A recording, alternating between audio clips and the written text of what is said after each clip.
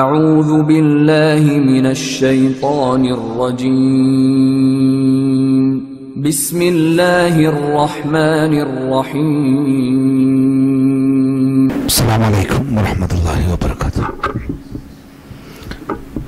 الحمد لله الذي هدانا وما كنا لنهتدي لولا أن هدانا الله. نحمده ونستعينه ونؤمن به ونتوكل عليه ونعوذ بالله من شرور أنفسنا ومن سيئات أعمالنا. من يهده الله فلا مضل له ومن يضلل فلا هادي له. أشهد أن لا إله إلا الله وحده لا شريك له. أشهد أن محمدا عبده ورسوله أرسله بالهدى ودين الحق ليظهره على الدين كله ولو كره المشركون. اللهم صل على محمد وعلى آل محمد كما صليت على إبراهيم وعلى آل إبراهيم إنك حميد مجيد. اللهم بارك على محمد وعلى آل محمد كما باركت على إبراهيم وعلى آل إبراهيم إنك حميد مجيد. أما بعد فإن خير الحديث كتاب الله وخير الهدي هدي محمد صلى الله عليه وسلم وشر الأمور محدثاتها وكل بدعة ضلالة وكل ضلالة في النار. يا أيها الذين آمنوا اتقوا الله حق تقاته ولا تموتن إلا وأنتم مسلمون. أعوذ بالله من الشيطان الرجيم. بسم الله الرحمن الرحيم. يا أيها الذين آمنوا قوا أنفسكم وأهليكم نارا وقودها الناس والحجارة عليها ملائكة غلاظ شداد لا يعصون الله ما أمرهم ويفعلون ما يؤمرون. പ്രിയപ്പെട്ട സഹോദരന്മാരെ, സഹോദരിമാരെ, സർവശക്തനായ പടച്ച റബ്ബിന്റെ നിയമങ്ങളും നിർദ്ദേശങ്ങളും ജീവിതത്തിന്റെ എല്ലാ സമയങ്ങളിലും സന്ദർഭങ്ങളിലും സുഖത്തിലും ദുഃഖത്തിലും ലാഭത്തിലും നഷ്ടത്തിലും രോഗത്തിലും ആരോഗ്യത്തിലും ഒക്കെ അള്ളാഹുവിന്റെ വിധിവിലക്കുകൾ സൂക്ഷിച്ച് ജീവിക്കണം എന്ന് ഓരോരുത്തരെയും ഉണർത്തുകയാണ്. നശ്വരമായ ഈ ജീവിതത്തിലെ ഓരോ വാക്കുകൾക്കും നോക്കുകൾക്കും ചിന്തകൾക്ക് പോലും നാളെ അള്ളാഹുവിന്റെ കോടതിയിൽ കൃത്യമായ വിചാരണയെ നേരിടേണ്ടവരാണ് നമ്മൾ എന്ന ബോധത്തോടുകൂടി ജീവിതം ചിട്ടപ്പെടുത്തണമെന്നും നാളിതുവരെ സമ്പാദിച്ച സമ്പാദ്യങ്ങൾക്കോ സന്താനങ്ങൾക്കോ സ്വാധീനങ്ങൾക്കോ സ്നേഹബന്ധങ്ങൾക്കോ സ്ഥാനമാനങ്ങൾക്കോ നേതാക്കൾക്കോ അനുയായികൾക്കോ ഒന്നും അള്ളാഹുവിന്റെ കോടതിയിൽ നമ്മെ സഹായിക്കുവാനോ സംരക്ഷിക്കുവാനോ സാധിക്കുകയില്ല എന്ന തിരിച്ചറിവോടുകൂടി ഓരോരുത്തരും ആണും പെണ്ണും തൻ്റെ പരലോകരക്ഷയ്ക്കാവശ്യമായ സൽക്കർമ്മങ്ങൾ ഏത് സമയത്തും വന്നെത്തിയേക്കാവുന്ന മരണത്തിനു മുമ്പേ ചെയ്തു വെക്കണമെന്നും അള്ളാഹുവിന്റെ ശിക്ഷ ഭീകരമാണ് എന്നതിനാലും ഏറ്റവും ചെറിയ ശിക്ഷ പോലും അസഹ്യമായതിനാലും ശിക്ഷയ്ക്ക് വിധേയമാകുന്ന ചെറുതും വലുതുമായ മുഴുവൻ തെറ്റുകുറ്റങ്ങളിൽ നിന്നും പരിപൂർണമായി വിട്ടുനിൽക്കണമെന്നും സ്നേഹപൂർവം ഓർമ്മപ്പെടുത്തുകയാണ്. ജീവിക്കുവാൻ വേണ്ടി അല്ലെങ്കിൽ തൻ്റെ കുടുംബത്തിൻ്റെ ജീവിതം അല്ലലില്ലാതെ മുന്നോട്ട് പോകുന്നതിനു വേണ്ടി നാടും വീടും വിട്ട് കുടുംബത്തിൻ്റെ ഉപജീവനത്തിന് മാർഗം തേടി വന്നവരാണ് നമ്മൾ ഓരോരുത്തരും. ഈ ഒരു രംഗത്ത് നമ്മൾ അനുഭവിച്ച പ്രയാസങ്ങളും കഷ്ടപ്പാടും ഒന്നും വേറെ ഒരാളെ പറഞ്ഞ് ബോധ്യപ്പെടുത്താൻ ചിലപ്പോൾ നമുക്ക് സാധിക്കില്ല. സാധാരണ പറയാറുണ്ട്, ഒരു പ്രവാസിയുടെ ജീവിതത്തിന്റെ നൊമ്പരം അറിയണമെങ്കിൽ ഒരിത്തിരി കാലം പ്രവാസിയായി അവൻ ജീവിച്ചിരിക്കണം എന്ന്. അത് അനുഭവിച്ചവർക്ക് മാത്രമേ അത് പറഞ്ഞ് മനസ്സിലാക്കി തരാൻ പറ്റുള്ളൂ എന്നർത്ഥം. അത്രയും പ്രയാസവും കഷ്ടപ്പാടും സഹിച്ച് ജീവിതത്തിന്റെ നല്ല നാളുകളും ആരോഗ്യവും നല്ല സ്വപ്നങ്ങളെയും ഒക്കെ ബലി കഴിച്ച് ഈ മരുഭൂമിയിലെ ചൂടും തണുപ്പും അനുഭവിച്ച് രാവും പകലും പണിയെടുത്ത് നമ്മൾ കഷ്ടപ്പെട്ടത് നമ്മുടെ കുടുംബത്തിനെ പരിരക്ഷിക്കുവാനും സംരക്ഷിക്കുവാനും വേണ്ടിയാണ്. അതിന് എത്ര കഷ്ടപ്പെടാനും നമുക്ക് യാതൊരു മടിയില്ല. നമ്മൾ നേടിയെടുത്തത് എത്ര നഷ്ടപ്പെടുത്തേണ്ടി വന്നാലും നമ്മൾ മടിച്ചു നിൽക്കില്ല. ഒരു ദിവസം രാവിലെ ഞങ്ങളുടെ നാട്ടിലെ വളരെ സാധുവായ ഒരു മനുഷ്യൻ, കൂലിപ്പണിക്കാരനാണ്, ചെറിയ വീട് വെച്ച് പാർക്കുന്ന ഒരു സാധു മനുഷ്യൻ, അയാൾ രാവിലെ തന്നെ വീട്ടുമുറ്റത്തെത്തി അദ്ദേഹത്തിന്റെ അടുത്ത് അദ്ദേഹത്തിന്റെ പണിയായുധമായ കൈക്കോട്ടൊക്കെ തോളിൽ വെച്ചാ വന്നത്. ഒരു ഫോട്ടോ കോപ്പി, ഒരു മാർക്ക് ലിസ്റ്റിന്റെ +2 മാർക്ക് ലിസ്റ്റിന്റെ ഒരു കോപ്പി എന്റെ കയ്യിൽ തന്നിട്ട് അദ്ദേഹം പറഞ്ഞു, ഷാക്കിറെ, എന്റെ മോള് +2 പാസ്സായിട്ടുണ്ട്. ഞാൻ നോക്കിയപ്പോ ഒരു ശരാശരി പാസ്സായ മാർക്ക് ലിസ്റ്റാണ്. എന്നിട്ട് എന്നോട് പറഞ്ഞു, എന്റെ മോൾക്ക് ഇനി തുടർന്ന് പഠിക്കണം, അതിന് നീ സഹായിക്കണം. ഞാൻ ചോദിച്ചു, ഞാൻ എന്താ ചെയ്യേണ്ടത്? അപ്പൊ അദ്ദേഹം പറഞ്ഞു, ആ കടലാസിന്റെ പുറത്ത് ഒരു കോഴ്സിന്റെ പേര് എഴുതിയിട്ടുണ്ട്, ആ കോഴ്സിന് എന്റെ മകൾക്ക് ഒരു അഡ്മിഷൻ വാങ്ങിത്തരണം. ഞാൻ ആ കോഴ്സ് വായിച്ചു നോക്കി. ആ കോഴ്സ് നടത്തുന്ന ഒരു സ്ഥാപനത്തിന്റെ മാനേജറെ എനിക്കറിയാം. ഞാൻ അദ്ദേഹത്തിന് വിളിച്ചു, ഈ കോഴ്സിനൊരു സീറ്റ് ഉണ്ടാവോ? അദ്ദേഹം എന്നോട് ആദ്യം പറഞ്ഞത്, ചെലവ് കൂടിയ കോഴ്സാണ്, പണം കുറയാവും. എത്രയാവുമെന്ന് ചോദിച്ചപ്പോ അയാൾ പറഞ്ഞ സംഖ്യ എന്നെപ്പോലും അത്ഭുതപ്പെടുത്തി. അതുകൊണ്ട് ഞാൻ ആ ബാപ്പയോട് പറഞ്ഞു, ബാപ്പ, ഈ കോഴ്സ് നിങ്ങളുടെ മകൾക്ക് വേണ്ട, ഇത് വളരെ ചെലവ് കൂടിയതാ, നിങ്ങൾക്ക് താങ്ങൂല. പകരം നമുക്ക് TTC പോലെയുള്ള ഏതെങ്കിലും ചെറിയ കുറഞ്ഞ കാലം കൊണ്ട് ജോലി സാധ്യതയുള്ള മറ്റേതെങ്കിലും കോഴ്സിനെ കുറിച്ച് അന്വേഷിക്കാം. അയാൾ പറഞ്ഞു, പോരാ, അത് തന്നെ കിട്ടണം. ഞാൻ പറഞ്ഞു, നിങ്ങൾ ഇവിടുന്ന് പണം ഉണ്ടാക്കും. ഒരു സംശയമില്ലാതെ അയാൾ എന്നോട് പറഞ്ഞു, ഞാൻ എൻ്റെ വീട് വിൽക്കും. ഞാൻ എൻ്റെ വീട് വിറ്റിട്ടാണെങ്കിലും എൻ്റെ മോളെ ഞാൻ ആ കോഴ്സിന് പഠിപ്പിക്കും. ഇത് ഒരു ബാപ്പയുടെ മാത്രം മനസ്സല്ല. നമ്മുടെയൊക്കെ ജീവിതത്തിൽ ഏറ്റവും കൂടുതൽ പണം നമ്മൾ ചെലവഴിക്കുന്നത് നമുക്ക് വേണ്ടിയല്ല, നമ്മുടെ മക്കൾക്കും നമ്മുടെ കുടുംബത്തിനും വേണ്ടി തന്നെയാണ്.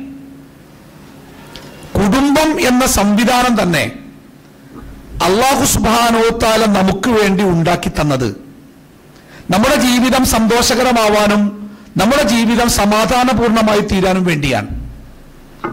ഒരു കുടുംബം താമസിക്കുന്ന വീടിന് അറബിയിൽ പറയുന്ന പേര് മസ്കൻ എന്നാണ്. സാധാരണ ഒരു വീടിന് ബൈത്ത് എന്നോ ദാറു എന്നൊക്കെ പറയാം.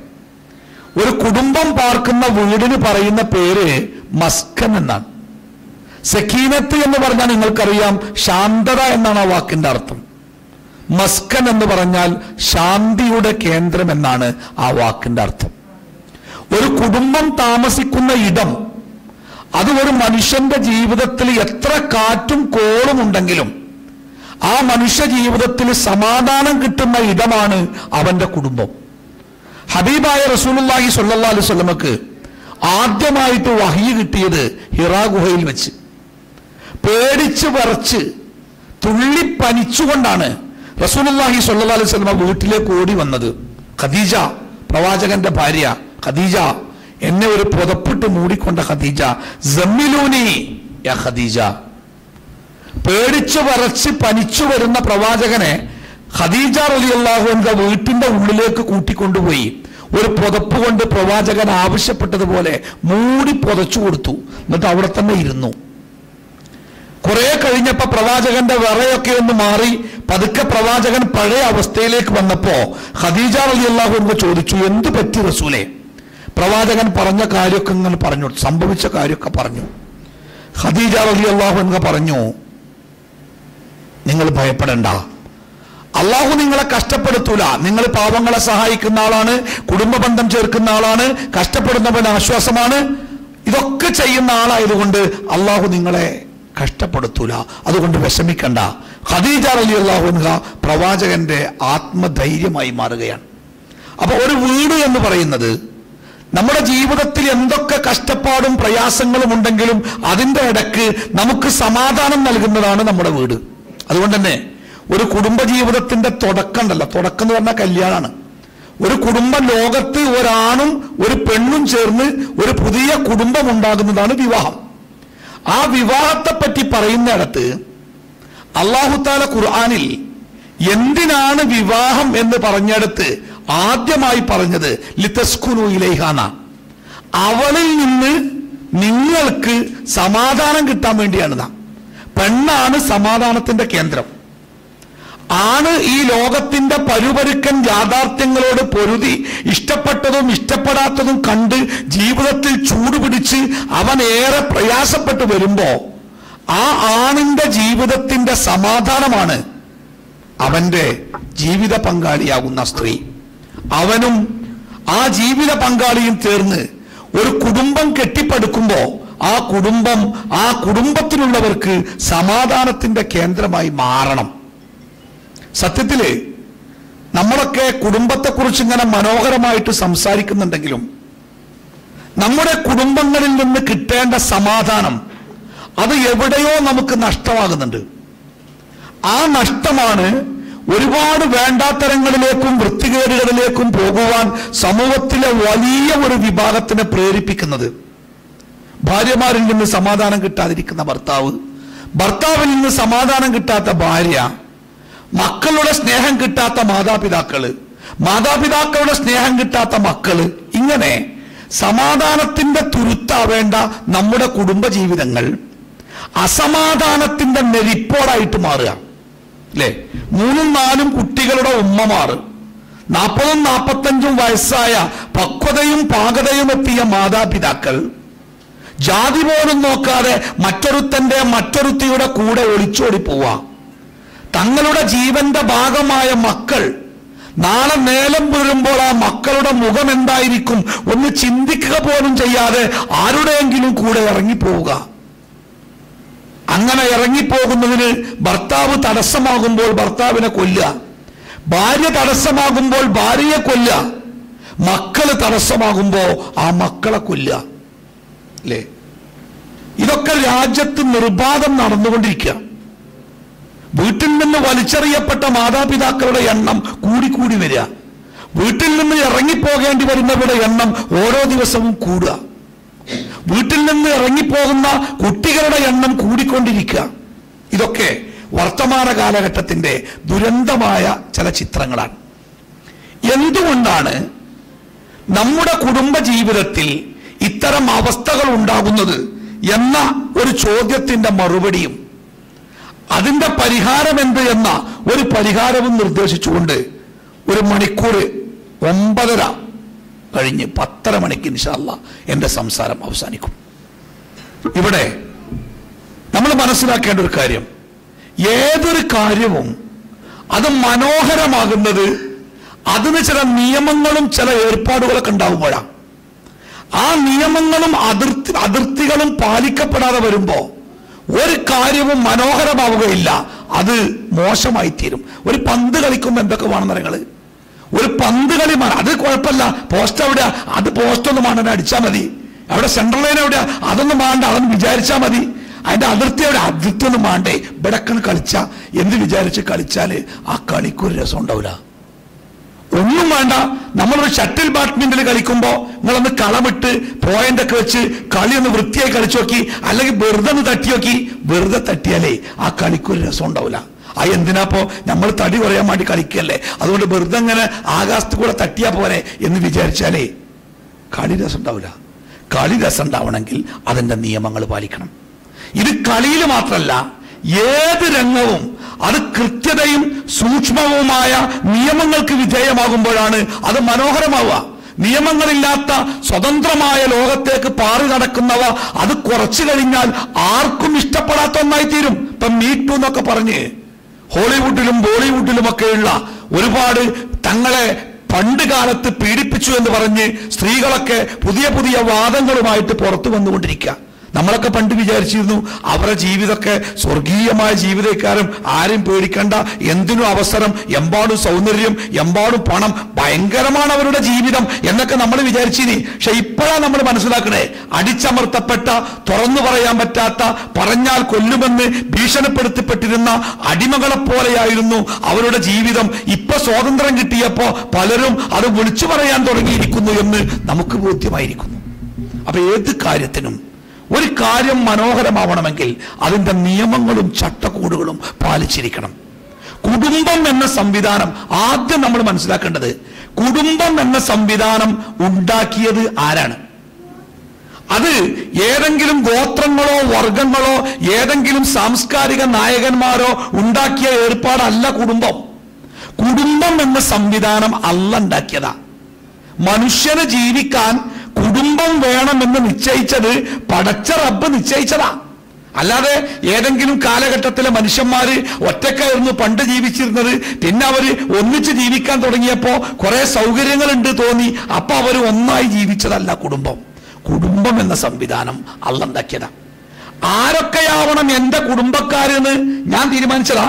ഒരു വെള്ളപ്പേപ്പറും പേനയും തന്നിട്ട് എന്റെ കുടുംബക്കാർ ഈ ലോകത്താരാ വേണ്ടത് നീ എഴുതിക്കോ എന്ന് അള്ളാഹു പറഞ്ഞിരുന്നെങ്കിലേ ഞാൻ ഒന്നാമത്തെ പേരായിട്ട് യൂസുഫലിന്റെ പേരൊക്കെ എഴുതുലേനോ? അങ്ങനെ പൈസക്കാരുടെ പേരൊക്കെ എഴുതി ഇവരൊക്കെ എന്റെ കുടുംബക്കാരായിക്കോട്ടെ എന്ന് എനിക്ക് തീരുമാനിച്ചുകൂടായിരുന്നോ? അത് നടക്കൂലല്ലോ. എന്റെ അളാപ്പ ആരാവണമെന്നില്ല ഞാൻ തീരുമാനിച്ചല്ല, അത് പടച്ചോൻ തീരുമാനിച്ച. എന്റെ മൂത്താപ്പ ആരാവണമെന്നല്ലേ ഞാൻ തീരുമാനിച്ചല്ല, പടച്ചോൻ തീരുമാനിച്ച. എന്റെ അമ്മോൻ ആരാവണം, എന്റെ അമ്മായി ആരാവണം, ഇതൊന്നും ഞാൻ തീരുമാനിച്ചല്ല, അള്ളാഹു സുബ്ഹാനഹു വ തആല നിശ്ചയിച്ചതാ. എനിക്ക് കുടുംബം വേണമെന്നും ആ കുടുംബം ആരൊക്കെയാവണമെന്നും പടച്ച റബ്ബ് തീരുമാനിച്ചതാ. എന്ന് പറയുന്നത് ഇന്നും ഇന്നലെയല്ല. നമ്മൾ ഭൂമിയിലേക്ക് വരും മുമ്പ്, മനുഷ്യൻ ഈ ഭൂമിയിലേക്ക് വരും മുമ്പ് അല്ലാഹു തആല മനുഷ്യന് വേണ്ടി കുടുംബ ബന്ധങ്ങൾ സംവിധാനിച്ചിട്ടുണ്ട്. വെറുതെ പറയല്ല. റസൂലുള്ളാഹി സ്വല്ലല്ലാഹു അലൈഹി വസല്ലമ പറയണേ, അള്ളാഹു മനുഷ്യനെ ഭൂമിയിലേക്ക് അയക്കും മുമ്പ് നമ്മളൊക്കെ ആദ്യം ഉണ്ടായത് എവിടെയാ? നമ്മളൊക്കെ സാധാരണ പറയലുണ്ട് ഉമ്മാന്റെ ഗർഭാശയത്തിലാണ്. അല്ല, അതിനു മുമ്പ് ഒരു ലോകത്ത് നമ്മൾ ഉണ്ടായിട്ടുണ്ട്. ആ ലോകത്തിനെ ആലമുൽ അർവാഹ് എന്നാ വിളിക്കുക. റൂഹുകളുടെ ലോകം, ആത്മാവുകളുടെ ലോകം. ആ ലോകത്ത് ഈ ഭൂമിയിൽ അവസാനം ജനിക്കുന്ന മനുഷ്യൻ ആരാണോ ആ മനുഷ്യന്റെ ആത്മാവ് വരെ നേരത്തെ സൃഷ്ടിക്കപ്പെട്ടിട്ടുണ്ട്. അവൻ ഭൂമിയിലേക്ക് വരുന്നതിന്റെ മാസങ്ങൾക്ക് മുമ്പ് അവന്റെ ആത്മാവിനെ മാതാവിന്റെ ഗർഭാശയത്തിലെ മാംസകഷ്ണത്തിലേക്ക് അല്ലാഹു തആല സന്നിവേശിപ്പിക്കും. പിന്നെ മാതാവിന്റെ ഗർഭാശയത്തിലൂടെ അവൻ ഭൂമിയുടെ ഉപരിതലത്തിലും മരണത്തോടെ ഭൂമിയുടെ ഉള്ളിലേക്കും ഖിയാമത്ത് നാളിലൂടെ ഭൂമിയുടെ ഉള്ളിൽ നിന്ന് അവൻ പരലോകത്തേക്കും എത്തും. ഇതൊരു യാത്രയാണ്. നമ്മളിപ്പോ നടക്കുന്നത് ജീവിതമല്ല, നമ്മൾ ജീവിതത്തിലേക്കുള്ള യാത്രയാണ്. ആലമുൽ അർവാഹിലൂടെ വന്ന് ഉമ്മയുടെ ഗർഭാശയത്തിലൂടെ വന്ന് ഈ ഭൂമിയുടെ മുകളിലൂടെ വന്ന് ഇനി ഭൂമിയുടെ ഉള്ളിലൂടെ ബർസഖിലൂടെ സഞ്ചരിച്ച് നമ്മൾ അള്ളാഹുവിന്റെ മുമ്പിലെത്തും, മഹ്ശറയിലെത്തും. അവിടെ വെച്ച് ഒന്നുകിൽ സുഖസമ്പുഷ്ടമായ സ്വർഗീയ ജീവിതം, അല്ലെങ്കിൽ ദുരന്തപൂർണമായ നരകത്തിന്റെ ജീവിതം. അതാണ് ജീവിതം. ഇപ്പൊ നമ്മൾ ജീവിതത്തിലേക്കുള്ള യാത്രയിലാണ്. ആ യാത്രക്കൊരുപാട് ഘട്ടങ്ങൾ. അതിന്റെ തുടക്കമായ ആലമുൽ അർവാഹിൽ നമ്മൾ എത്തിയപ്പോഴേ അള്ളാഹു ഈ ഭൂമിയിൽ നമുക്ക് വേണ്ട എല്ലാ കാര്യങ്ങളും സൃഷ്ടിച്ചു. ആ കൂട്ടത്തിൽപ്പെട്ടതാണ് ശ്വസിക്കാൻ ഓക്സിജൻ വേണം, നമുക്ക് ഊർജത്തിന് സൂര്യൻ വേണം, നമുക്ക് വെള്ളം കിട്ടണം, മണ്ണ് വേണം. ഇതൊക്കെ അള്ളാഹു നമുക്ക് വേണ്ടി സൃഷ്ടിച്ചപ്പോ ആ കൂട്ടത്തിൽ അള്ളാഹു സൃഷ്ടിച്ചതാ മനുഷ്യന്മാർക്ക് ജീവിക്കാൻ കുടുംബം എന്ന ഏർപ്പാട് വേണം. ലോകത്ത് മനുഷ്യന് മാത്രമേ കുടുംബമുള്ളൂ. വേറെ ജീവിക്കും കുടുംബമല്ല. കുട്ടികളുണ്ടാവും, എല്ലാ ജീവികൾക്കും മക്കളുണ്ടാവും. പക്ഷേ പേരക്കുട്ടികളിലേക്ക് നീണ്ടുപോകുന്ന കുടുംബം ഈ ലോകത്ത് മനുഷ്യന് മാത്രമേ ഉള്ളൂ. മനുഷ്യന് മാത്രമാണ് ഈ ലോകത്ത് കുടുംബം വേണ്ടത്. എന്തുകൊണ്ടാണ് മനുഷ്യന് മാത്രം കുടുംബം വേണ്ടി വന്നത്? മറ്റുള്ള ജീവികളിൽ നിന്ന് മനുഷ്യനെ ഏറെ നിസ്സഹായമാക്കുന്ന ഒരു സാധനമാണ് മനുഷ്യന്റെ സൃഷ്ടിപ്പിന്റെ രൂപം. ഒരു നായ, ഒരു പശു, ഒരു പോത്ത്, ഒരു കാക്ക, ഒരു കോഴി, ഒരു പ്രാവ്, ഏത് ജീവി ആയിക്കോട്ടെ, ഈ ലോകത്തിലെ ഏത് ജീവിക്കും അതിന്റെ വർഗത്തിൽപ്പെട്ട മറ്റൊരു ജീവിയെ കാണാതെ എത്ര കൊല്ലമാണെങ്കിലും ആയുസ് തീരും വരെ ജീവിക്കാം. ഒരു തത്തമ്മനെ പിടിച്ചുകൊണ്ടുവന്ന് ആഫ്രിക്കയിൽ നിന്ന് പിടിച്ചുകൊണ്ടുവന്ന് നമ്മുടെ വീട്ടിലെ കൂട്ടിലിട്ടാലേ അതിന് തിന്നാൻ കൊടുത്താല് ആ തത്തമ്മക്ക് അല്ലാഹ് നിശ്ചയിച്ച ആയുസ് വരെ ആ തത്തമ്മ ഒറ്റക്ക് ജീവിക്കും.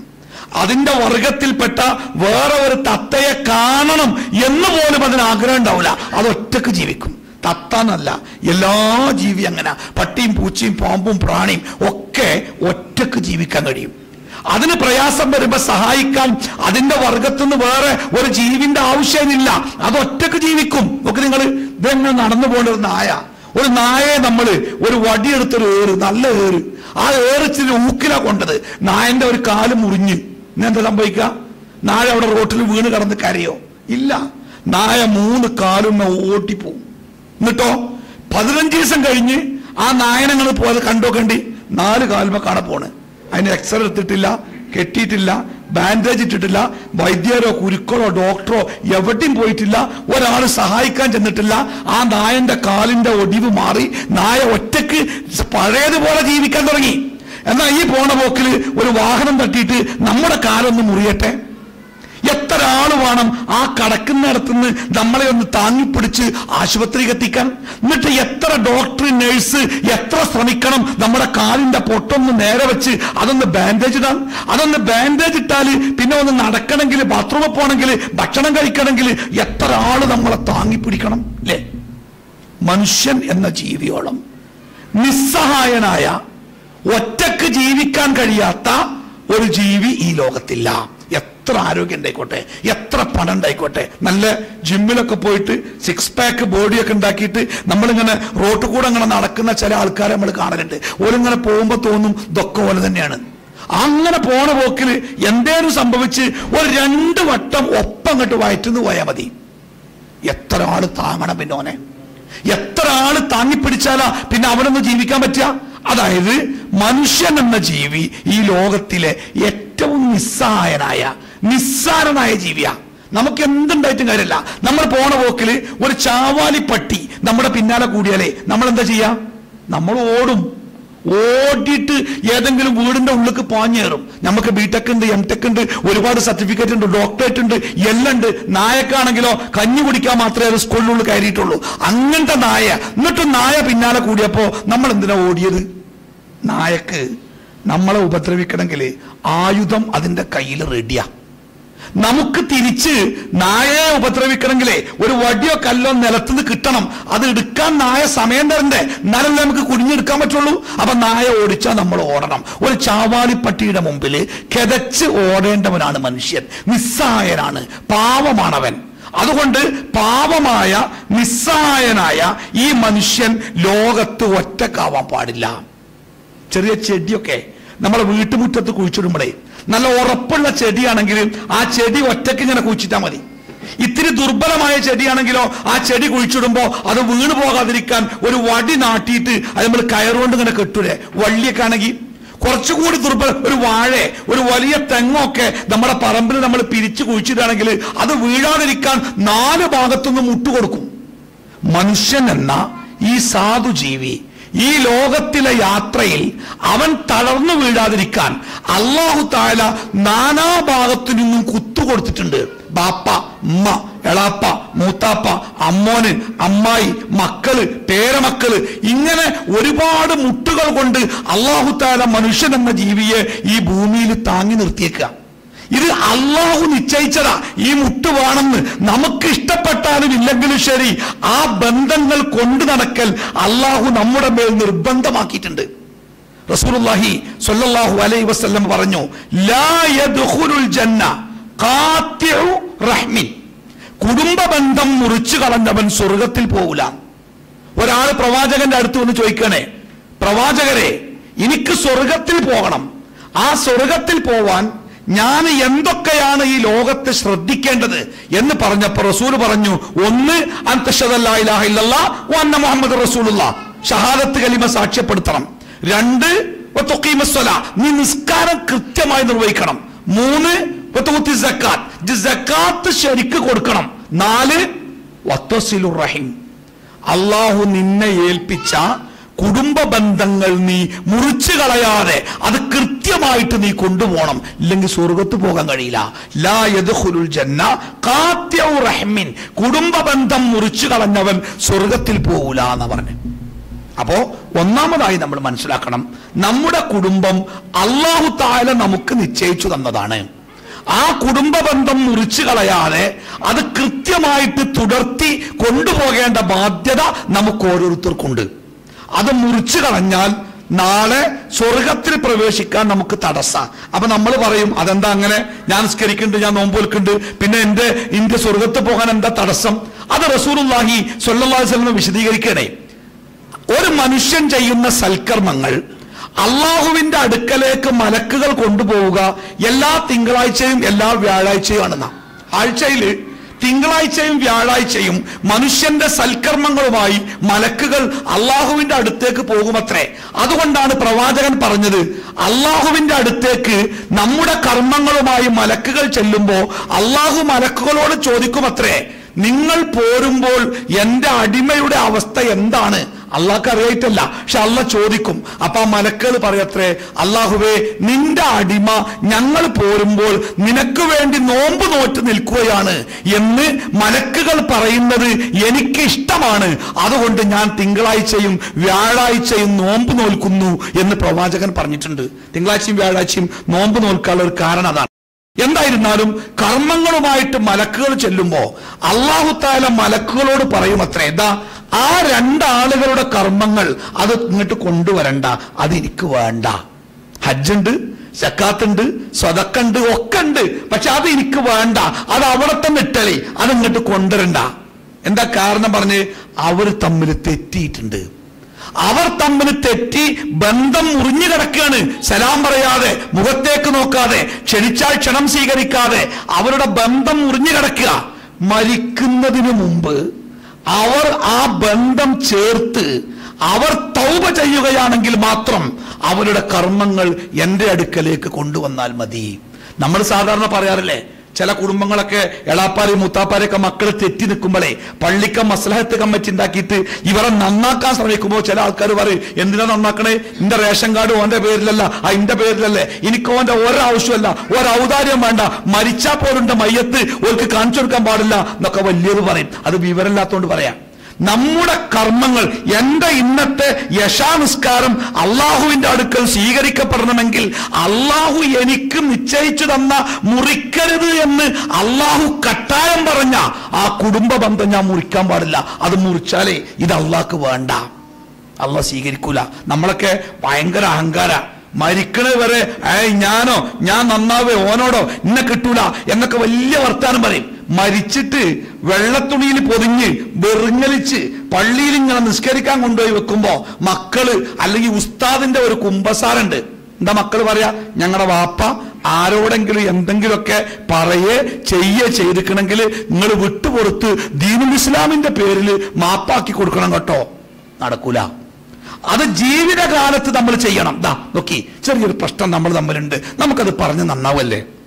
പ്രവാചകൻ സല്ലല്ലാഹു അലൈഹി വസല്ലമ പറയണേ, ആരാണോ നന്നാവാൻ വേണ്ടി തുടക്കം കുറിക്കുന്നത് അവൻ കുറ്റത്തിൽ നിന്ന് രക്ഷപ്പെട്ടു. നന്നായോ അല്ലതില്ല, വേറെ നന്നാവാൻ ആദ്യമായി ശ്രമിച്ചവനാരോ അവൻ കുറ്റത്തിൽ നിന്ന് രക്ഷപ്പെട്ടു. ഒരാള് ശ്രമിച്ചിട്ട് മറുഭാഗത്തുള്ള ആള് അഹങ്കാരത്തോടുകൂടി തിരിഞ്ഞു പോയാലോ? പ്രവാചകൻ സല്ലല്ലാഹു അലൈഹി വസല്ലം പറയണേ, അവന് രണ്ടാളുകളുടെ ശിക്ഷയുണ്ട്, അഥവാ ഇരട്ടി ശിക്ഷയുണ്ട്. നമ്മള് എളാപ്പാനോട് തെറ്റീനി, അല്ലെങ്കിൽ എളാപ്പാന്റെ മക്കളോട് തെറ്റീനി, ഇങ്ങനെ പ്രസംഗം കേട്ടപ്പോ നമുക്ക് മനസ്സിന് വലിയ വിഷമമുണ്ടായി. നമ്മൾ ചെന്നിട്ട് പറഞ്ഞു, നോക്കിയാ അബ്ദുറഹ്മാനെ, നമ്മൾ ഇങ്ങനെ നായാ പോരാ, നമ്മളൊക്കെ ഒരു ചോരയല്ലേ, നമുക്ക് നന്നാവണ്ടേ എന്ന് നമ്മൾ പറഞ്ഞു. പക്ഷെ അപരൻ മറ്റേയാൾ എന്താ പറഞ്ഞ്, എന്റെ പണി വെക്ക്, ഇതിനോട് നന്നാവണ്ട, എന്റെ വീട്ടിൽ തന്നെ വരണ്ടെന്ന് പറഞ്ഞാൽ നമുക്ക് സമാധാനത്തോടെ മടങ്ങാം. നമ്മൾ അള്ളാന്റെ മുമ്പിൽ രക്ഷപ്പെട്ട്. ഞാനൊരു വീട്ടിൽ നിൽക്കുമ്പോണ്ട് ഒരു സ്ത്രീ വാതില് തുറന്ന് ഗേറ്റ് തുറന്ന് വളരെ വളരെ പേടിയോടുകൂടി ഇങ്ങനെ മുറ്റത്തേക്ക് വരിക. അപ്പൊ ഞാനും ആ കുടുംബനാഥനും സംസാരിച്ചു കൊണ്ടിരിക്കുക. ഈ സ്ത്രീ മുറ്റത്തെത്തിയപ്പോ ഈ കുടുംബനാഥൻ എണീറ്റ് വീടിന്റെ ഉള്ളിൽ കുറച്ച പോക്ക്. ഈ സ്ത്രീ മുറ്റത്ത്, ഞാൻ ഈ സ്ത്രീ ഏതാ എനിക്കും അറിയില്ല, ഇന്ന അവർക്കും അറിയില്ല. ആ പെരും വെയിലത്ത് ആ സ്ത്രീ ഇങ്ങനെ നിൽക്കുക. കുടുംബനാഥൻ ഉള്ളിലേക്കാണ് പോയി.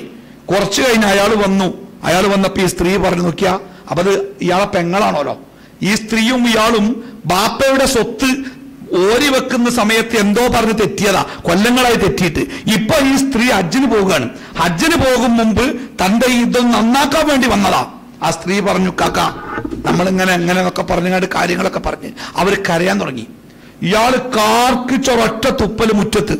എന്നിട്ട് ആ സ്ത്രീയോട് പറഞ്ഞു, ഇറങ്ങ് എന്റെ വെളിയിൽ കയറി, എന്നോട് നന്നായിട്ട് എനിക്കൊന്നും വേണ്ട, അതിന് പടച്ചോൻ എന്താ തരുന്ന വെച്ചാൽ ഞാൻ ഏറ്റോളാ, നീ പോന്ന് പറഞ്ഞ് ഞാൻ ആ വീട്ടിന്റെ വരാതിന്ന് വല്ലാണ്ട് ഇറങ്ങി.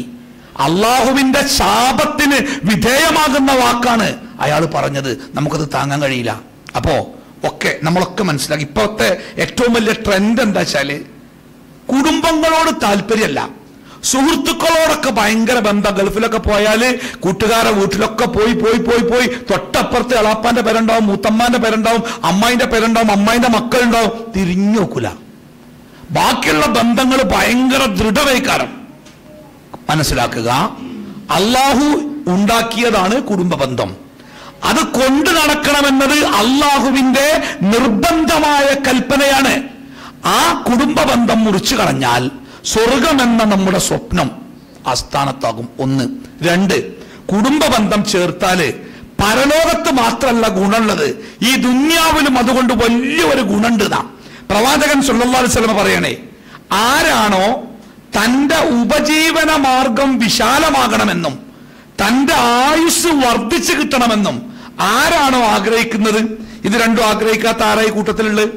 ഉപജീവനം വിശാലമാവണമെന്നും എന്റെ ആയുസ് കൂട്ടിക്കിട്ടണമെന്നും ആഗ്രഹിക്കാത്ത ആരെങ്കിലും ഈ കൂട്ടത്തിലുണ്ടോ? ഇല്ല. ഈ 2 കാര്യങ്ങൾ കിട്ടാൻ ഒരു കാര്യം ചെയ്താൽ മതിന. എന്താ ചെയ്യേണ്ടത്? ഫൽയസിൽ റഹിമഹു, കുടുംബ ബന്ധങ്ങൾ ചേർക്കട്ടെ. നമ്മളൊക്കെ കുടുംബ ബന്ധം ഒഴിവാക്കാനുള്ള കാരണം തരങ്ങള് ചെലവ് കൂടുതലാ. അതിങ്ങനെ എല്ലാവരുമായിട്ട് ബന്ധപ്പെട്ടാലേ പ്രസവിക്കാനും കുട്ടി ഉണ്ടാവുമ്പോഴും അങ്ങോട്ടും ഇങ്ങോട്ടും കല്യാണം തക്കാരം ഒക്കെ ചെലവേക്കാരം. അതുകൊണ്ട് ഞാൻ എങ്ങോട്ടും പോകലില്ല, ഞാനും എന്റെ മക്കളും ഇങ്ങനെ ജീവിക്കുക എന്നാ നമ്മൾ പറയാറ്. എന്നാൽ ഇസ്ലാം പഠിപ്പിച്ചത്, ആരാണോ കുടുംബ ബന്ധങ്ങൾ, വിശാലമായ കുടുംബ ബന്ധങ്ങളെ ചേർത്തു പിടിച്ചുകൊണ്ട് നടക്കുന്നത്, അല്ലാഹു തആല അവന് ഉപജീവനം വിശാലമാക്കി കൊടുക്കുകയും അവന്റെ ആയുസ് അല്ലാഹു തആല വർദ്ധിപ്പിച്ചു കൊടുക്കുകയും ചെയ്യുമെന്നാണ്. അപ്പോ എന്റെ വിഷയത്തിന്റെ 1ാമത്തെ ഭാഗം ഞാൻ പറഞ്ഞു വെച്ചു. അതായത് കുടുംബം എന്നത് നമ്മൾ ഉണ്ടാക്കിയതല്ല, നമ്മളെ ഇഷ്ടം പോലെ കൊണ്ടുപോകേണ്ടതല്ല, അത് അള്ളാഹു ഏൽപ്പിച്ചതാണ്. അള്ളാഹു ഏൽപ്പിച്ചതുപോലെ അത് മരണം വരെ ഭംഗിയായി നമ്മൾ കൊണ്ടുപോകേണ്ടതുണ്ട്. ഒന്ന് കഴിഞ്ഞ്. 2ാമത്തേത്, കുടുംബത്തിൽ ആ കുടുംബത്തിൽ സ്നേഹവും സമാധാനവും നൽകുന്നത് അള്ളാഹുവാണ്. വജഅല ബൈനക്കും മവദ്ദത്തൻ വറഹ്മ, വജഅല ബൈനക്കും മവദ്ദത്തൻ വറഹ്മ. അള്ളാഹു നിങ്ങൾക്കിടയിൽ മവദ്ദത്തും റഹ്മത്തും ഉണ്ടാക്കി തരുന്ന. എന്താ മവദ്ദത്ത് പറഞ്ഞാല്? പണ്ടുള്ള ആൾക്കാർ ഉമ്മയൊക്കെ കൃപ എന്നൊക്കെ പറയും, നമ്മൾ കൃപ എന്നൊക്കെ പറയും. ആ സാധനമാണ് ഈ മവദ്ദത്ത്. ഈ മവദ്ദത്തും റഹ്മത്തും അള്ളാഹുവിൽ നിന്ന് കിട്ടേണ്ടതാ കുടുംബത്തിലേക്ക്. അത് അള്ളാഹുവിൽ നിന്ന് കിട്ടണമെങ്കിലേ നമ്മുടെ കുടുംബം അള്ളാഹു നിർദ്ദേശിച്ച രൂപത്തിലായിരിക്കണം. ആ കുടുംബം ഉണ്ടാകുന്നതും ആ കുടുംബം മുന്നോട്ട് പോകുന്നതും അള്ളാഹുവിന്റെ നിർദ്ദേശങ്ങൾക്ക് വിധേയമായിട്ടാവണം. അപ്പോ ആ കുടുംബത്തിന് അള്ളാഹു മവദ്ദത്തും റഹ്മത്തും തരും. അതിന് പ്രായവ്യത്യാസമൊന്നുമില്ല. എൻ്റെ ഒരു സുഹൃത്ത്, അദ്ദേഹം ഒരു പ്രാസംഗികനാണ്. അദ്ദേഹം ഒരിക്കലൊരു അനുഭവം പറഞ്ഞേ.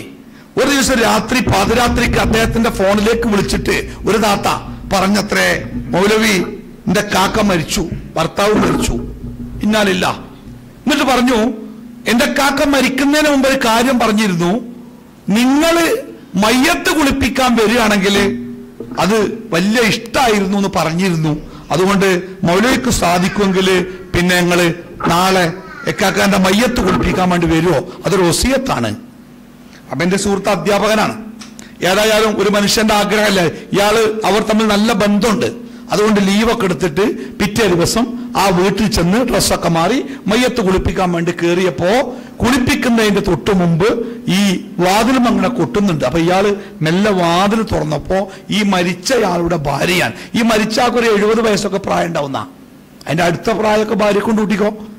ഈ ഭാര്യ വാതിൽപ്പള്ളിയുടെ പിന്നാമ്പുറത്ത് നിന്ന് പറയണത്രേ, പിന്നെ ഉസ്താദേ കാക്കാനെ കുളിപ്പിക്കുമ്പോ ശരിക്ക് കുളിപ്പിക്കണം കേട്ടോ. എന്തേ?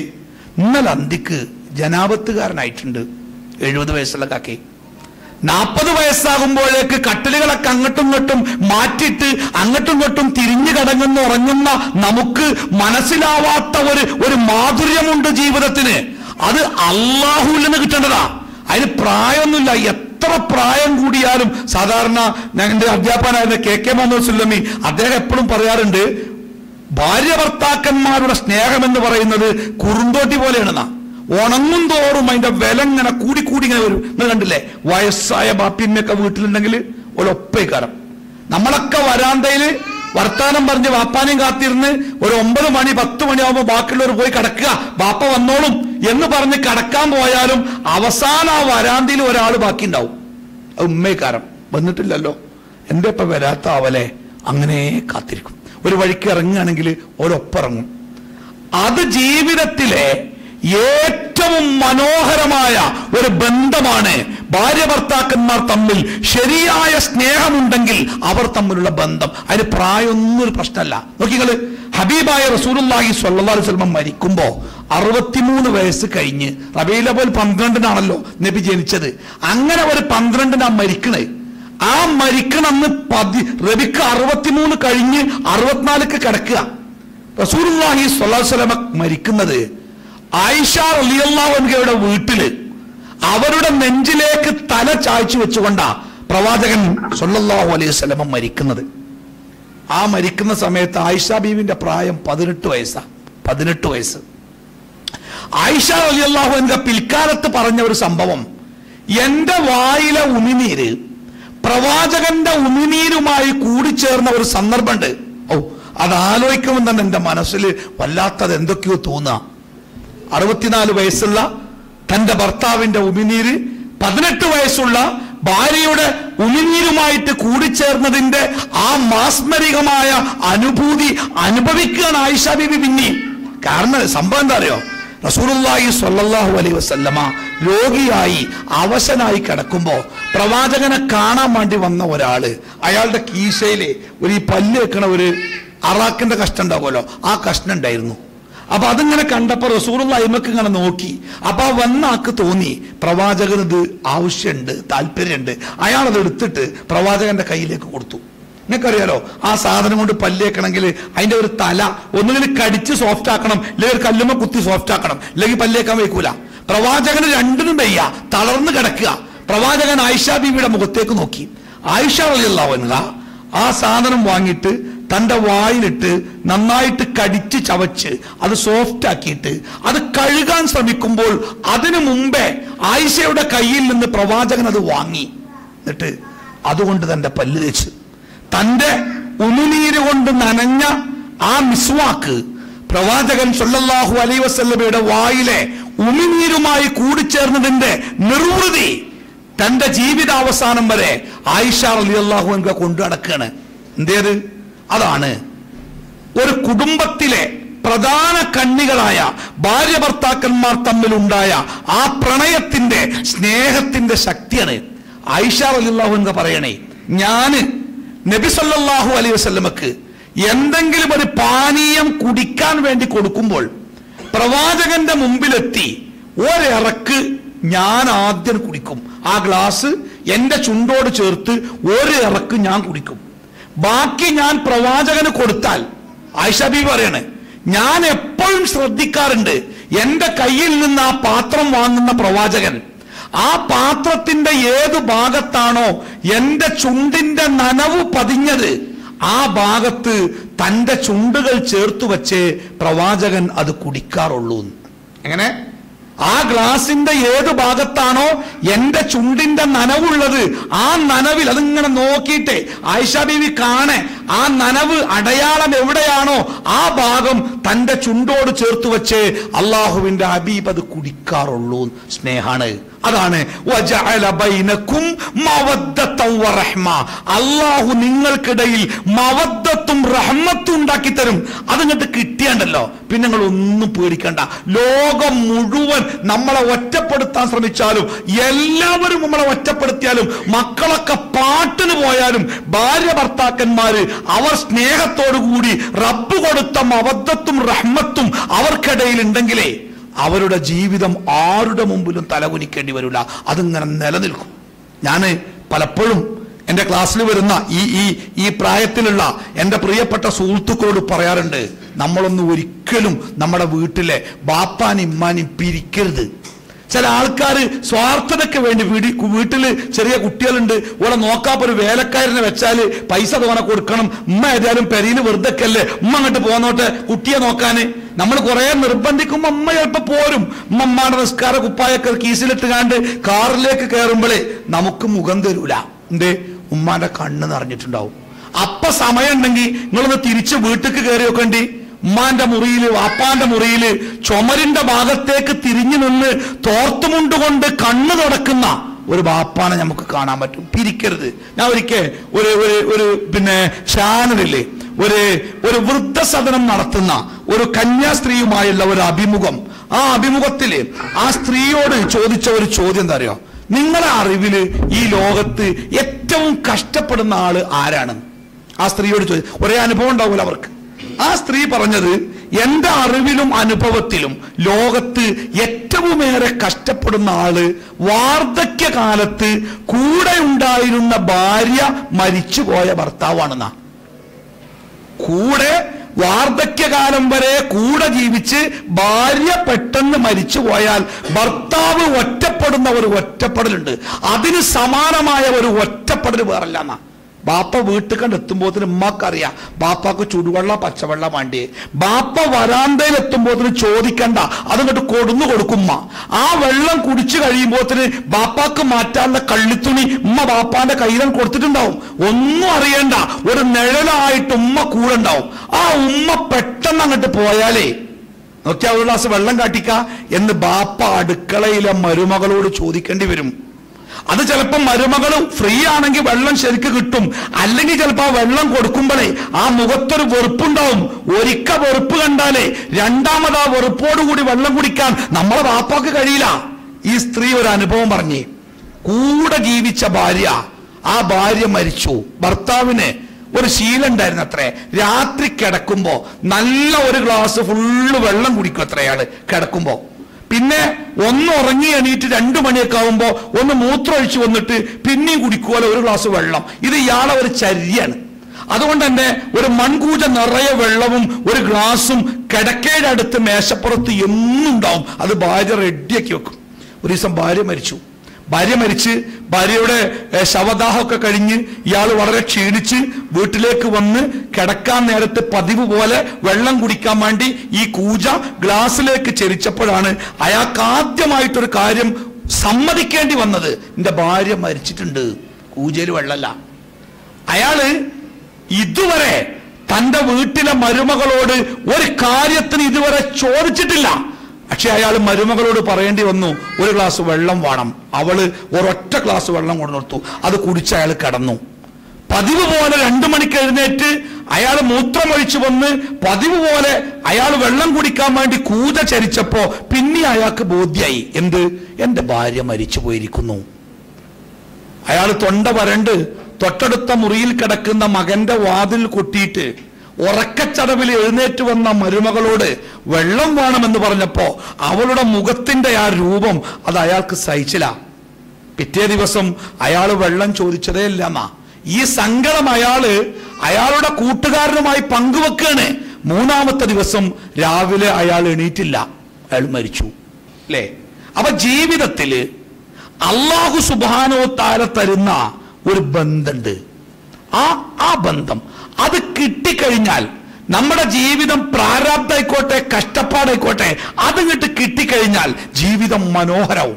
അത് കിട്ടിയില്ലെങ്കിലോ, അത് കിട്ടാതിരിക്കുമ്പോഴാണ് മറ്റൊരുത്തന്റെ കൂടെ ഇറങ്ങിപ്പോകലും. സ്വന്തം ഭർത്താവിന്റെ നെഞ്ചില് തലവെച്ച് കിടക്കുമ്പോൾ പോലും മറ്റൊരുത്തനെ സ്വപ്നം കാണുന്ന ഭാര്യമാരും സ്വന്തം ഭാര്യയെ ചേർത്ത് പിടിച്ച് കിടക്കുമ്പോഴും ഭാര്യയുടെ മുഖത്തിനു പകരം മറ്റൊരു മുഖം സങ്കല്പിക്കുവാൻ പ്രേരിപ്പിക്കപ്പെടുന്ന ഭർത്താക്കന്മാരും അവരുടെ ജീവിതം യാന്ത്രികമായ ജീവിത.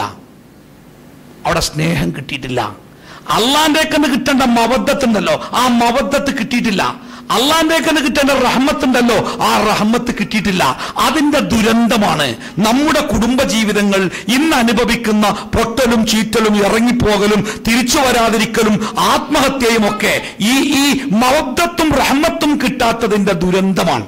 അതുകൊണ്ട് എന്റെ പ്രിയപ്പെട്ട സഹോദരി സഹോദരന്മാരോട് സമയത്തിന്റെ ആ കുറവ് കൊണ്ട് അവസാനം പറയേണ്ട കാര്യം പറഞ്ഞ് ഞാനത് അവസാനിപ്പിക്കാം.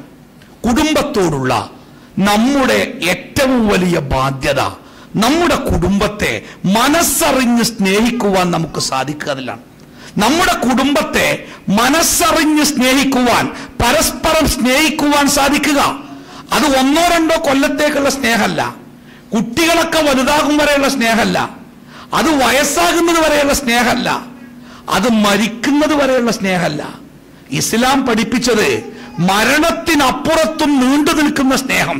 തന്റെ പ്രിയപ്പെട്ട പത്നി ആയിഷ റളിയല്ലാഹു അൻഹയുടെ മടിയിൽ തലവെച്ച് കടന്നുകൊണ്ട് റസൂലുള്ളാഹി സ്വല്ലല്ലാഹു അലൈഹി വസല്ലം പറയണേ, ആയിഷ, ഞാൻ ജീവിച്ചിരിക്കുമ്പോഴാണ് നീ മരിക്കുന്നതെങ്കിൽ നിന്റെ മയ്യത്ത് ഞാൻ കുളിപ്പിക്കും, വേറെ കൊടുക്കൂല. ആ മയ്യത്ത് ഞാൻ കഫൻ ചെയ്യും ആയിഷ. ആ മയ്യത്ത് ഖബറിലേക്ക് വെക്കാൻ പോലും ഞാൻ ഒരാൾക്ക് കൊടുക്കൂല, ഞാനത് ഖബറിലേക്ക് വെക്കും ആയിഷ. മരിച്ചാലും തീരാത്ത സ്നേഹത്തെക്കുറിച്ചാണ് ഇസ്ലാം പഠിപ്പിച്ചത്. ഒരു കാര്യം മനസ്സിലാക്കണം കേട്ടോ, ഭാര്യ ഭർത്താക്കന്മാർ തമ്മിലുള്ള പ്രണയം ഇസ്ലാമില് വളരെ പുണ്യമുള്ള കാര്യമാണ്. വിവാഹത്തിന് ശേഷമുള്ള പ്രണയം ഏറെ പുണ്യമാണ് ഇസ്ലാമിൽ. വിവാഹത്തിന് മുമ്പുള്ള പ്രണയം ഇസ്ലാമിൽ തനിച്ച ഹറാമാ. വെറുതെ പറയല്ല, ഒരു അന്യ പെണ്ണിനെ അനാവശ്യമായ വികാരത്തോടു കൂടി നോക്കൽ കണ്ണിന്റെ വ്യഭിചാരാണെന്നാ. അത്തരം കാര്യങ്ങൾ സംസാരിക്കൽ അത് നാവിന്റെ വ്യഭിചാരമാണെന്നാ പറഞ്ഞേ. അത്തരം സംസാരങ്ങൾ കേൾക്കൽ അത് കാതിന്റെ വ്യഭിചാരമാണെന്ന. നിക്കാഹിന്റെ തൊട്ട് മുമ്പ് വരെ ഏത് ആണും പെണ്ണും അന്യരാണ്. ഒരു പുതിയ ദുരന്തമുണ്ട് നമ്മുടെ നാട്ടിലൊക്കെ. ആണും പെൺകുട്ടിയൊക്കെ പരസ്പരം കണ്ട് ഇഷ്ടപ്പെട്ടാല് വീട്ടുകാരൊക്കെ കൂടിയിട്ട് നമുക്ക് നിക്കാഹിന് വയസ്സായിട്ടില്ല, എന്നാ ഒരു കാര്യം ചെയ്യാം, നമുക്ക് സംഗതി നിശ്ചയിച്ച് ഉറപ്പിച്ചു വെക്കുക, എന്നിട്ട് ഓള് പഠിക്കാൻ പോയിക്കോട്ടെ, ഓൻ ഗൾഫുക്കും പോയിക്കോട്ടെ. പോണീന്റെ തലേന്ന് ഓൻ വീട്ടിൽ വന്നിട്ട് ഓക്കൊരു മൊബൈൽ ഫോണും വാങ്ങിക്കൊടുക്കും. പിന്നെ ഒന്നും അറിയണ്ടല്ലോ. പിന്നെ 1 or 2 കൊല്ലം കല്യാണം കഴിഞ്ഞിട്ടില്ലെങ്കിലും കല്യാണം കഴിഞ്ഞതുപോലെ സ്വപ്നങ്ങൾ കണ്ടും കാണാതെയും അവരങ്ങനെ ജീവിക്കുക. ആ കല്യാണം നടന്നില്ലെങ്കിലോ? നടന്നാൽ തന്നെ നിക്കാഹിന്റെ തൊട്ടു മുമ്പത്തെ നിമിഷം വരെ അവർ അന്യരാണ്. അവരുടെ വാക്കുകൾ അത് നാവിന്റെ പാപമാണ്, അവരുടെ നോട്ടങ്ങൾ അത് കണ്ണിന്റെ പാപമാണ്, അവരുടെ കേൾവികൾ അത് കാതിന്റെ വ്യഭിചാരമാണ് എന്ന് ഹബീബായ റസൂലുള്ളാഹി സ്വല്ലല്ലാഹു അലൈഹി വസല്ലമ നമുക്ക് പഠിപ്പിച്ചു തന്നിട്ടുണ്ട്. ഒരു പ്രണയം എന്ന് പറഞ്ഞാല് ഇതല്ലാതെ വേറെ എന്തായാലും ഒരു പെണ്ണിനെ നമ്മൾ പ്രണയിക്കുമ്പോ കണ്ണുകൊണ്ടും കാതുകൊണ്ടും നാവുകൊണ്ടുമുള്ള ഈ വ്യഭിചാരമല്ലാതെ എന്താണ് അതിന്റെ ബാക്കി പത്രം? അതുകൊണ്ട് തന്നെ നിങ്ങളുടെ മക്കളൊക്കെ ചോദിക്കുകയെ, എന്താ പപ്പ അല്ലെങ്കിൽ അപ്പ അമ്മ ഇഷ്ടപ്പെട്ട ഒരാളെ പ്രണയിച്ചപ്പോ എന്താ കുഴപ്പം? ഒരു ഇതില് ഒരു പെൺകുട്ടി എണീറ്റ് ചോദിക്കണേ, ബാപ്പി ഇമ്മയും 18 കൊല്ലം വരെ ഞങ്ങളെ നോക്കി, അത് ശരി തന്നെ, പക്ഷെ ഇനി 18 കൊല്ലം കഴിഞ്ഞാല് 10-40 കൊല്ലം ഞങ്ങൾ ജീവിക്കണ്ടേ ഞങ്ങളെ ഭർത്താവിന്റെ ഒപ്പല്ലേ?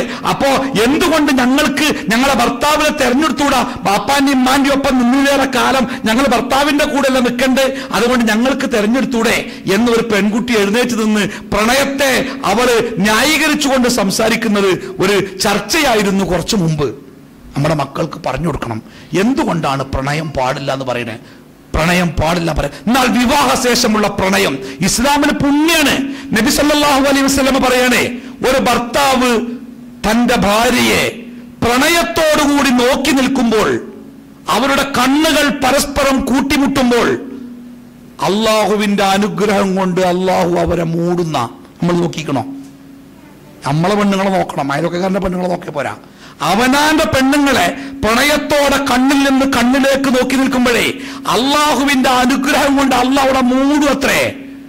ആ ഭാര്യ ഭർത്താക്കന്മാർ സ്നേഹത്തോടുകൂടി കൈകൾ ചേർത്ത് പിടിക്കുമ്പോൾ അവരുടെ കൈകൾ കൊണ്ട് ചെയ്ത പാപങ്ങൾ വിരലുകൾക്കിടയിലൂടെ അള്ളാഹു ഭൂമിയിലേക്ക് വീഴ്ത്തിക്കളയുമെന്ന് കാവ്യഭംഗിയിലാണ് ഹബീബായ റസൂലുള്ളാഹി സ്വല്ലല്ലാഹു അലൈഹി വസല്ലമ നമുക്ക് പഠിപ്പിച്ചെന്ന്. അതുകൊണ്ട് നന്നായി സ്നേഹിക്കുക, നന്നായി സ്നേഹിക്കുക. നമ്മളൊക്കെ കുടുംബത്തോടുള്ള നമ്മുടെ സ്നേഹം അതിനി ഒരാളെ ബോധ്യപ്പെടുത്തേണ്ട ആവശ്യമില്ലല്ലോ. നമ്മുടെ നല്ല നാളുകളും നല്ല ദിവസങ്ങളും നല്ല ആരോഗ്യവും നല്ല സ്വപ്നങ്ങളും എന്തിനേറെ കണ്ണീര് പോലും നമ്മൾ കുടുംബത്തിന് വേണ്ടി സമർപ്പിച്ചോരല്ലേ. പക്ഷേ ഒരബദ്ധം നമുക്ക് പറ്റിയിട്ടുണ്ട്, നമ്മള് കുടുംബത്തിന് വേണ്ടി കഷ്ടപ്പെട്ടപ്പോ ആ കഷ്ടപ്പാട് മുഴുവനും നമ്മുടെ കുടുംബത്തിലെ ദുന്യാവിലെ ജീവിതം സുഖകരമാകാൻ വേണ്ടിയാ. നല്ല വീട് വേണം, നല്ല വരുമാനം വേണം, നല്ല വാഹനം വേണം, നല്ല ഭക്ഷണം വേണം, നല്ലത് വേണം. ആ നന്മയൊക്കെ ഈ ലോകത്ത് വെച്ച് അവസാനിക്കുന്ന നന്മ മാത്രമാണ് ഈ കഠിനാധ്വാനത്തിലൂടെ നമ്മുടെ കുടുംബത്തിന് വേണ്ടി നമ്മൾ ഉണ്ടാക്കി കൊടുത്ത്. അപ്പൊ ഞാൻ നിങ്ങളോട് ചോദിക്കുകയാണേ, പിന്നെ കുടുംബത്തിന് വേണ്ടി നമ്മൾ ചെയ്തു കൊടുക്കേണ്ട ഏറ്റവും പ്രധാനപ്പെട്ട സംഗതി എന്താണ് എന്ന് ചോദിച്ചാൽ നിങ്ങളുടെയൊക്കെ മറുപടി എന്താ? കുടുംബത്തിന് തിന്നാൻ കൊടുക്കേണ്ട മൗലവി, അതല്ലേ ഏറ്റവും വലിയ ഉത്തരവാദിത്വം ആണ്. പക്ഷേ തിന്നാൻ കൊടുക്കാൻ നമ്മൾ തന്നെ വേണമെന്നില്ല. നമ്മളൊക്കെ വിചാരിക്കും, പടച്ചോനെ ഞാനങ്ങോട്ട് മരിച്ചു പോയാൽ ചിറകുമുളക്കാത്ത എന്റെ മക്കള്, ഒരു റേഷൻ കടയിൽ പോയും പരിചയമില്ലാത്ത എന്റെ ഭാര്യ എങ്ങനെ ജീവിക്കുക, എത്ര കാലം മറ്റുള്ളവരെ ആശ്രയിക്കും, ആരാ പോലെ സഹായിക്കാൻ ഉണ്ടാവുക, സഹായിക്കാൻ വരുന്നവന്റെ മനസ്സിലിരിപ്പ് അതെന്തായിക്കാരം, ഇതൊക്കെ നമുക്കറിയാലോ. അതുകൊണ്ട് നമ്മളൊക്കെ നെഞ്ചിൻ്റെ ഉള്ളിൽ കൂടെ ചെറിയ വേദന ഇങ്ങനെ വന്ന് ആശുപത്രിയിൽ ഇങ്ങനെ കിടക്കുമ്പോഴേ നമ്മൾ മരിക്കുമല്ലോ എന്നല്ല പേടി. ഇവരെന്താ പേടി? നമ്മളെ കുടുംബം എന്താവുക എന്നാ പേടി. എന്നാ ഒരു കാര്യം അനുഭവത്തിന്റെ വെളിച്ചത്തിൽ ഞാൻ പറയാം, നമ്മളൊക്കെ മരിച്ചാലേ നമ്മളെ കുടുംബം കണ്ട് കഴിച്ചിലാവും. ചില വലിയ മരത്തിന്റെ ചോട്ടില്, പടുമരത്തിന്റെ ചോട്ടില് ചെറിയ ചെറിയ തൈ ഇങ്ങനെ വിളറി നിൽക്കുന്നുണ്ടാവുക. ആ മരം കണ്ട് കാറ്റടിച്ച് വീണാണ്ടല്ലോ ഈ തൈയൊക്കെ വലുതാവും. ഇവിടെ ആൾക്കാർ കാത്തിക്കണേ ബാപ്പല്ലാത്ത കുട്ടികളെ നോക്കാനും, അങ്ങനെ ബാപ്പ മരിച്ചുപോയ വീട് നന്നാക്കി കൊടുക്കാനൊക്കെ, അങ്ങനെ ബാപ്പല്ലാത്ത കുട്ടികളെ കല്യാണം. ബാപ്പ ഉണ്ടാവുമ്പോൾ നമ്മളെ മകളെ കെട്ടിക്കാൻ നമ്മളെ ഉണ്ടാവുള്ളൂ. നമ്മളൊന്നും മരിച്ചോക്കണ്ടേ? നാട്ടുകാർ ഫുള്ള് നമ്മളെ മകളെ കെട്ടിക്കാനേ. കാരണം എൻ്റെ നാട്ടിലിപ്പോൾ ഒരാൾ മരിച്ചിട്ട് മകളെ കെട്ടിക്കണമെന്ന് പൈസ ഇങ്ങോട്ട് വന്നിട്ട് ആ മകളെ കെട്ടിച്ച് അടുത്ത മകളെ കെട്ടിക്കാനുള്ള പൈസ ബാങ്കിലിട്ട് ആ പെണ്ണുങ്ങൾക്കും കുട്ടികൾക്കും ജീവിക്കാൻ വേണ്ടി 4 മുറിയുള്ള ഒരു ലോഡ്ജ് നാട്ടുകാരുണ്ടായിട്ട് ആ മനുഷ്യൻ ജീവിക്കുകയാണെങ്കിൽ ഒരു 4 ജന്മം ജീവിച്ചാലേ ഉണ്ടാക്കാൻ കഴിയില്ല. അപ്പൊ അതിലാരും ബേജാറാവണ്ട. നമ്മൾ ഇങ്ങോട്ട് മരിച്ചാല് എന്താ പടച്ചോനെ ആവുക. ഈ ചന്ദ്രിക പത്രത്തിൽ പണ്ട് ഇടക്കിടക്ക് ഒരു എത്തിങ്ങാന്റെ പരസ്യം വരലുണ്ട്.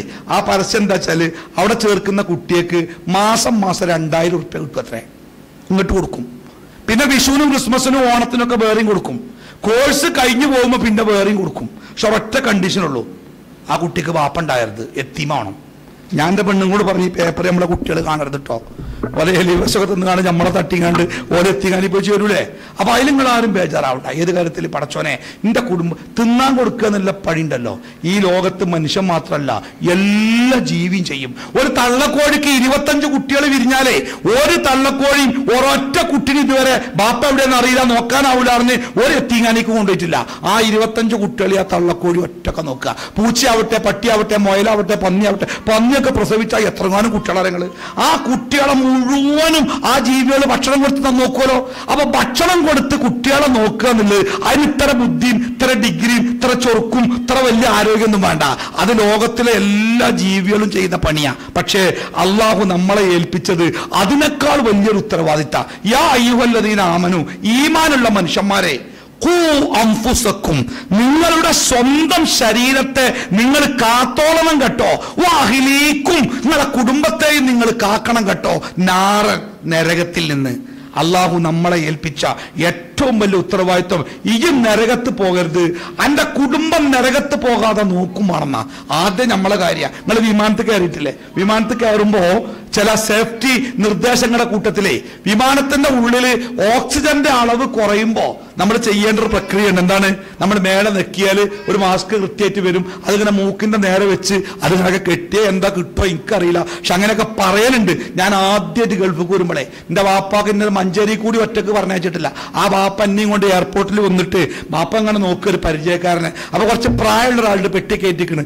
ബാപ്പ അയാളോട് ചോദിച്ചു നിങ്ങള്. അപ്പൊ അയാൾ പറഞ്ഞ 18ാമത്തെ വട്ട പോണേ. അന്ന് ഉംറ വിസക്ക് ഇങ്ങനെ പോയിരുന്ന കാലാണ്. 18ാമത്തെ വട്ടം ഗൾഫിൽ പോവുകയാണ്. ബാപ്പ എന്നെ മൂപ്പറെ ഏൽപ്പിച്ചത് എന്റെ കുട്ടി ആദ്യമായിട്ട് പോവുക, നോക്കണം കേട്ടോ പറഞ്ഞു. അയാള് ബാപ്പ ഏൽപ്പിച്ചത് അങ്ങനെ തന്നെ ഡേറ്റ്. എന്റെ കയ്യുമ്പൊരു പിടുത്തം പിടിച്ചിട്ട് എനിക്ക് പിന്നെ ഇളകാൻ കഴിഞ്ഞിട്ടില്ല. എല്ലായിടത്തും മൂപ്പരെന്നെ കൊണ്ട് ഇങ്ങനെ പോവും, എല്ലാം പറഞ്ഞുതരും. അങ്ങനെ വിമാനത്തിൽ കയറിയപ്പോ മുതല് മൂപ്പര് 1ാമത്തെ ഉംറക്ക് പോയ കഥ മുതൽ പറയാൻ തുടങ്ങി. നമുക്ക് പേടിയുള്ള വിമാനത്തിൽ കയറുമ്പോ. അപ്പൊ ഒരു പെൺകുട്ടി വന്ന് കാണുക അങ്ങോട്ടും ഇങ്ങോട്ടും ഒക്കെ കാട്ടില്ല, അതായത് എന്തൊക്കെയാ ചെയ്യേണ്ടേ കാട്ടുണ്ട്.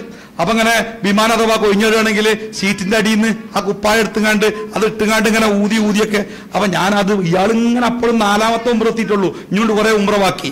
അപ്പൊ ഞാൻ അയാളെ ശ്രദ്ധിക്കാതെ പെൺകുട്ടിയെ അങ്ങനെ നോക്കിയപ്പോ എന്നോട് ഇങ്ങനെ കൊട്ടിയിട്ട് പറഞ്ഞേ അതുകൊണ്ടൊന്നും ഒരു കാര്യമില്ല, ഇതുവരെ വിമാനം വീണിട്ട് ആ കുപ്പായിട്ടിട്ട് ഒരു മനുഷ്യനും കഴിച്ചിട്ടില്ല. മാത്രമല്ല മുപ്പര് പറയണേ വിമാനമൊക്കെ വീഴാൻ നേരത്തെ ആ കുപ്പായിട്ട് കണ്ട് ഊതിയാൽ കാറ്റ് വല്ലതും വരുമോ, വെറുതെ പറയണേ. അതുകൊണ്ട് എനിക്ക് ലായിലായിലുള്ള അറിയെങ്കിൽ ചെല്ലിക്കൊണ്ട് വേറെ അതൊന്നും നോക്കിയിട്ട് കാര്യമില്ല. അതേപോലെ ഒരു സേഫ്റ്റി നിർദ്ദേശമാണ്, ഓക്സിജൻ കുറയുമ്പോൾ വെച്ച് വലിച്ചോളൂ. ആ സാധനം ഉപയോഗിക്കുമ്പോൾ നമുക്കൊരു നിർദ്ദേശമുണ്ട്. എന്താ നിങ്ങൾ നിങ്ങളുടെ കൂടെ ചെറിയ കുട്ടികളുണ്ടെങ്കിൽ, നമ്മൾ സാധാരണ ചെറിയ കുട്ടിനെങ്കിൽ എന്താ കാട്ടുക, വേഗം അതിന് കെട്ടിക്കൊടുക്കൂലേ. ഈ നിർദ്ദേശം എന്താ? നിങ്ങളുടെ കൂടെ ചെറിയ കുട്ടികളുണ്ടെങ്കിൽ ആദ്യം നിങ്ങളത് ശരിക്കും പിടിച്ചു കെട്ടുക, എന്നിട്ട് കുട്ടിക്ക് കെട്ടിക്കൊടുക്കുക. എന്തേ കാരണം? കുട്ടിക്ക് നമ്മൾ ആദ്യം നമ്മളത് കെട്ടാതെ കുട്ടിക്ക് കെട്ടിക്കൊടുക്കാൻ നിന്നാൽ ഓക്സിജൻ കിട്ടാതെ നമ്മൾ കുഴങ്ങും. നമ്മൾ കുഴങ്ങിയാലേ നമ്മളെ കയ്യിൽ നിന്ന് ആ സാധനം നിലത്ത് വീഴും, നമ്മളും വീഴും, കുട്ടിയും വീഴും. അതുകൊണ്ട് നിങ്ങളത് വേഗം കെട്ടുക. കുട്ടി കുറച്ച് തളർന്നാലും നിങ്ങളത് കെട്ടിക്കഴിഞ്ഞിട്ട് കുട്ടിക്ക് കെട്ടിക്കൊടുത്താലേ രണ്ടാൾക്കും രക്ഷപ്പെടാം.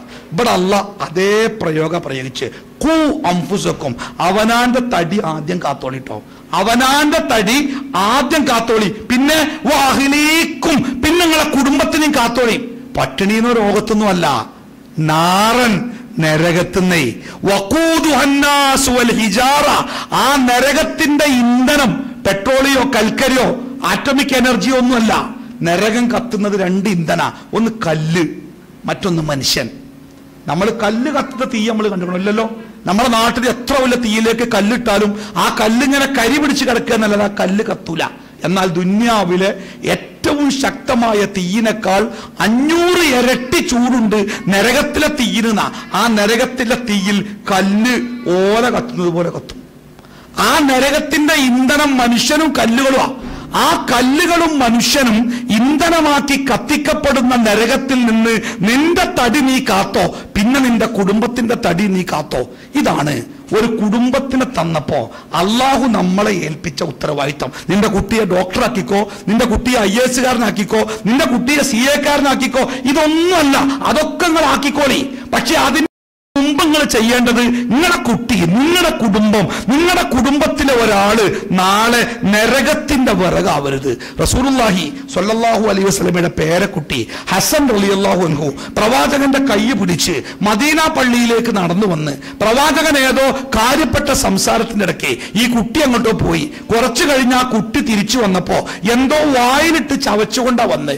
നബി ചോദിച്ചു, എന്താണ് തിന്നുന്നത്? ചെറിയ കുട്ടിയല്ലേ. നാവ് ഇങ്ങനെ നീട്ടി കാണിച്ചു കൊടുത്ത്, ഒരു കാരക്കന്റെ ചുള. റസൂൽ ചോദിച്ചു, എവിടുന്നാണ് കാരക്കട്ടിയെ? കാരക്ക പഴുക്കുന്ന കാലത്ത് മദീനത്ത് ചെരൽക്കല്ല് പോലെ കാരക്ക കിട്ടൂലേ? എന്നിട്ടും നബി ചോദിച്ച്, എവിടുന്നാണ് എനിക്ക് കാരക്ക കിട്ടിയത്? നമ്മളൊക്കെ കുട്ടികൾ വലിയ ഫോണും വലിയ പേനയും കീശയിൽ 500 നോട്ടും വലിയ ബൈക്കും ഒക്കെ ആയിട്ട് മിറ്റത്ത് വന്ന് നിൽക്കുമ്പോഴേ നമ്മളിങ്ങനെ ബഹുമാനത്തോളോ, എന്റെ കുട്ടി ഭയങ്കര കൈവുള്ളവനാട്ടോ, കണ്ടല്ലേ ഓന്റെ വണ്ടി, ഓന്റെ വാച്ച്. നമ്മൾ ചോദിച്ചോ, എവിടുന്നാ മനത് കിട്ടിയത്? അത് ചോദിച്ചാത്തോണ്ടല്ല പിറ്റേന്ന് പേപ്പറിൽ പോലീസുകാരടിയിൽ അണ്ടർവെയറുന്ന കഞ്ചാവ് വിറ്റതിന്റെ പേരിന് പിടിക്കപ്പെട്ട ചിത്രത്തിൽ നമ്മളെ മകന്റെ ചിത്രം വന്ന എന്തുകൊണ്ടാണ് നിങ്ങള്? നമ്മൾ ചോദിക്കാത്തോണ്ടല്ലേ അല്ലേ? നബി ചോദിച്ചു, എവിടുന്നാ മനത് കിട്ടിയത്? അവ കുട്ടി ഇങ്ങനെ ചൂണ്ടിക്കാട്ടി, മദീന പള്ളിന്റെ ഒരു മൂലക്കണ്ടേ കാരക്കന്റെ ഒരു മല.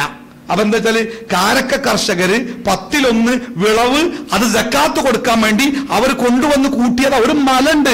മദീനയിലെ കർഷകരൊക്കെ പാടെ സക്കാത്ത് കൊടുക്കാൻ വേണ്ടി കൂട്ടിവെച്ച കാരക്ക എത്രങ്ങാനുണ്ടാവും? ആ കാരക്ക കൂമ്പാരത്തു നിന്നാണ് റസൂലുള്ളാഹിന്റെ പേരക്കുട്ടി ഒരു കാരക്ക വായിലിട്ട്. ഉടനെ റസൂല് പറഞ്ഞ്, കഹ് കഹ് തുപ്പുന, കഹ് തുപ്പ് മോനെ, വേ തുപ്പടാ. കുട്ടി തുപ്പിയില്ല. പ്രവാചകൻ കുട്ടിന്റെ മുഖം അങ്ങനെ പിടിച്ചിട്ടേ വലത്തെ കൈയിന്റെ ചൂണ്ടുവിരലുകൊണ്ട് ബലം പ്രയോഗിച്ചിട്ട് ആ കാരക്ക തോണ്ടി പുറത്തേക്ക് കിട്ടുക. ഒരു ഭീകരമായ എന്തോ സാധനം പോലെ ആ താഴെ വീണ കാരക്ക ചുളയിലേക്ക് കണ്ണീരോടുകൂടി നോക്കി നിന്ന തന്റെ പേരക്കുട്ടിയെ ചേർത്തു പിടിച്ച് അവന്റെ മൂർധാവിൽ ഉമ്മ വെച്ചിട്ട് നബി സല്ലല്ലാഹു അലൈഹി വസല്ലം ആ കുട്ടിയോട് പറയണേ, മോനെ നിനക്കറിയില്ലേ സക്കാത്തിന്റെ സ്വത്ത് മുഹമ്മദിന്റെ കുടുംബത്തിന് തിന്നാൻ പാടില്ല എന്ന് നിനക്കറിയില്ല മോനെ, പിന്നെ എന്തിനാ നീ അത് തിന്നത്? 5 വയസ്സുള്ള കുട്ടിനോടെ സക്കാത്തിന്റെ സ്വത്ത് നബി കുടുംബം ഉപയോഗിക്കാൻ പാടില്ല. അപ്പൊ ആ നബി കുടുംബത്തിൽപ്പെട്ട ഈ കുട്ടി സക്കാത്തിന്റെ അള്ളാഹു ഹറാമാക്കിയ കാരക്കച്ചൊള തിന്നത് അള്ളാഹുവിന്റെ പ്രവാചകൻ എത്ര പേടിയോടുകൂടിയ കണ്ട്. നമ്മളൊക്കെ കുട്ടികളെ കയ്യിലുള്ള മൊബൈൽ ഫോണൊക്കെ ഒന്ന് വാങ്ങി നോക്കണ്ടി. കാണാൻ പാടില്ലാത്തത് എന്തൊക്കെ, കേൾക്കാൻ പാടില്ലാത്ത എന്തൊക്കെ TV തുറന്നിട്ട് അവർ കണ്ടുകൊണ്ടിരിക്കുന്നു നോക്കണ്ടി. അത് നമ്മൾ നിശബ്ദരായി നടന്നു പോല. ഇതുവരെ നമ്മൾ അരുത്.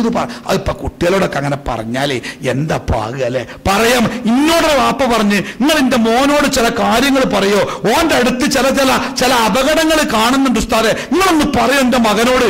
ഞാൻ ചോദിച്ചു, പൊന്നാര കാക്ക, നിങ്ങൾ തിന്നാൻ കൊടുത്ത് വളർത്തിയ കുട്ടിയോട് അത് തെറ്റാണെന്ന് പറയാൻ നിങ്ങൾക്ക് എന്തത്ര പേടി? എനിക്ക് പറയാൻ കഴിയില്ല ഉസ്താദാണ്. ഒരു 10 വയസ്സൊക്കെ കഴിഞ്ഞാലേ നമ്മളെ കുട്ടികളോട് ഭയം നിറഞ്ഞ ഒരു ബഹുമാനാണ്.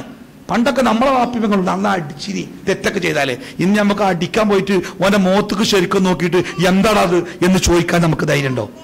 ആ ധൈര്യക്കേട് നമ്മുടെ കുടുംബജീവിതത്തെ മക്കളൊക്കെ നശിപ്പിക്കുന്നുണ്ട്. ഞാൻ സമയത്തിന്റെ കുറവ് കൊണ്ട് അങ്ങോട്ട് പോണില്ല, തിരിച്ചു വരികയാണ്. നമ്മുടെ കുടുംബത്തെ പരലോകത്തിന് വേണ്ടി സ്നേഹിക്കാൻ അള്ളാഹു കൽപ്പിച്ചു. അതുകൊണ്ടാണ് പ്രവാചകൻ സല്ലല്ലാഹു അലൈഹി വസല്ലമ പറഞ്ഞു, ഈ ലോകത്ത് ഒരാണിന് കിട്ടുന്ന ഏറ്റവും വലിയ സൗഭാഗ്യം ഏറ്റവും നല്ല പെണ്ണിനെ ഭാര്യയായി കിട്ടലാണ്. എന്താണ്? ഒരാണിന് ഈ ലോകത്ത് കിട്ടുന്ന ഏറ്റവും നല്ല സൗഭാഗ്യം ഏറ്റവും നല്ല പെണ്ണിനെ ഭാര്യയായി കിട്ടണം. ആരാ ഏറ്റവും നല്ല പെണ്ണ്? ആരാ ഏറ്റവും നല്ല പെണ്ണ്? നമ്മളൊക്കെ നമ്മുടെ മക്കൾക്ക് വേണ്ടി അഞ്ചന്മാർക്ക് വേണ്ടിയൊക്കെ പെണ്ണിനെ തിരയുമ്പോ ഏറ്റവും നല്ല പെണ്ണിനെ തിരയാ. എന്താണ് നല്ല പെണ്ണിന്റെ യോഗ്യത?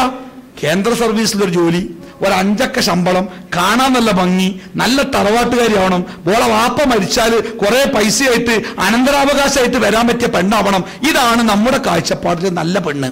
എന്നാൽ ലോകത്തിന്റെ പ്രവാചകൻ മുഹമ്മദ് നബി സല്ലല്ലാഹു അലൈഹി വസല്ലമ നല്ല പെണ്ണിന് പറഞ്ഞ നിർവചനം നമ്മൾ കെട്ടിയോലും കെട്ടാത്തോലും കെട്ടിക്കാലോലും കെട്ടാലോലും ഒക്കെ കേട്ടോളി.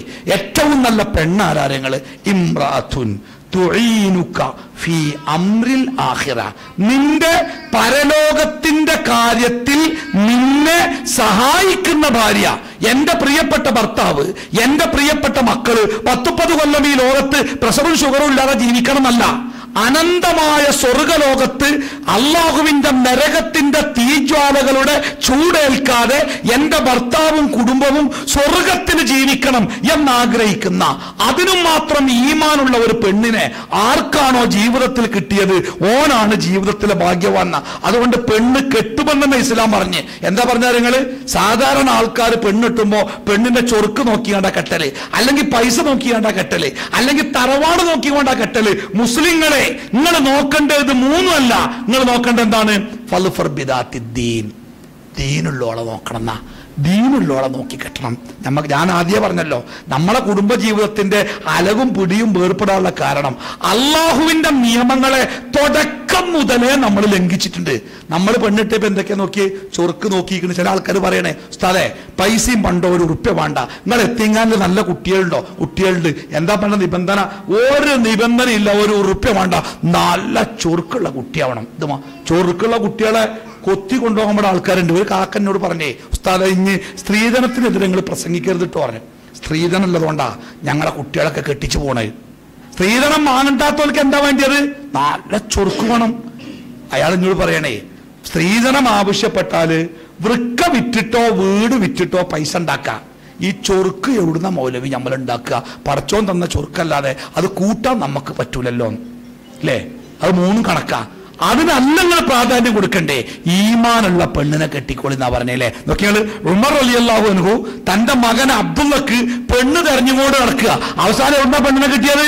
നട്ടപ്പാതിരക്ക് പാലിന് വെള്ളം കൂട്ടാൻ വേണ്ടി ഉമ്മ പറഞ്ഞപ്പോ പടച്ചോൻ കാണും ഉമ്മ ഞാനേ ചെയ്യൂല എന്ന് പറഞ്ഞ ആ പെൺകുട്ടിണ്ടല്ലോ, ബാപ്പല്ലാത്ത പാല് കറന്ന് ജീവിക്കുന്ന അമ്മാന്റെ മകളായ പാർക്കാൻ ചെറിയ കൂര മാത്രമുള്ള ആ കൂരയിലെ പെൺകുട്ടിയെ ഇസ്ലാമിന്റെ ഖലീഫ ഉമർ ഇബ്നു ഖത്താബ് റളിയല്ലാഹു അൻഹു തന്റെ മകൻ അബ്ദുള്ളയുടെ ഭാര്യയായിട്ട് കൊണ്ടുവരാ. എന്തേ? ഈമാനാണ്. നബിയുടെ മകൾ ഫാത്തിമക്ക് കല്യാണം ആലോചിച്ച് രാജകുമാരന്മാരും ഗോത്രത്തലവന്മാരും ഫാത്തിമയെ കല്യാണം കഴിക്കാൻ വരുന്നിക്കണ്. പക്ഷെ പ്രവാചകൻ ഫാത്തിമയെ കല്യാണം കഴിച്ച ആൾക്കാർക്കുകള് ജീവിക്കാൻ വകല്ലാതെ പട്ടിണി കടന്ന് മരിക്കുന്നു. അബൂതാലിബിന്റെ മക്കള് പട്ടിണി കടന്ന് മരിക്കുന്ന ആൾക്കാർ പറഞ്ഞപ്പോ ആ അബൂതാലിബിന്റെ മക്കളിൽപ്പെട്ട അലിയെ നബി ദത്തെടുത്ത് തന്റെ പേരന്റെ അടുക്കളയിലാ വളർത്തിയേ. നബിന്റെ അടുക്കളയിലാ അലി വളർന്ന്. ഒരു പിടി മണ്ണോ ഒരു കൂരയോ ഒരു പിടി വറ്റോ അലിക്ക് സ്വന്തമായിട്ടില്ല.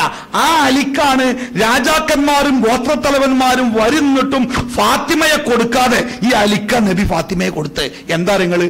ഈമാനാണ് നോക്കേണ്ടതെന്നില്ല, ഇസ്ലാമിന്റെ അടിസ്ഥാനാണ് അല്ലേ? അങ്ങനെ ഈമാനുള്ള ഒരു പെണ്ണ് ആരായി? ഇപ്പം ഇവിടെ വെള്ളിയാഴ്ച നാളെ അല്ലെങ്കിൽ മറ്റന്നാൾ ഒഴിവാണ്.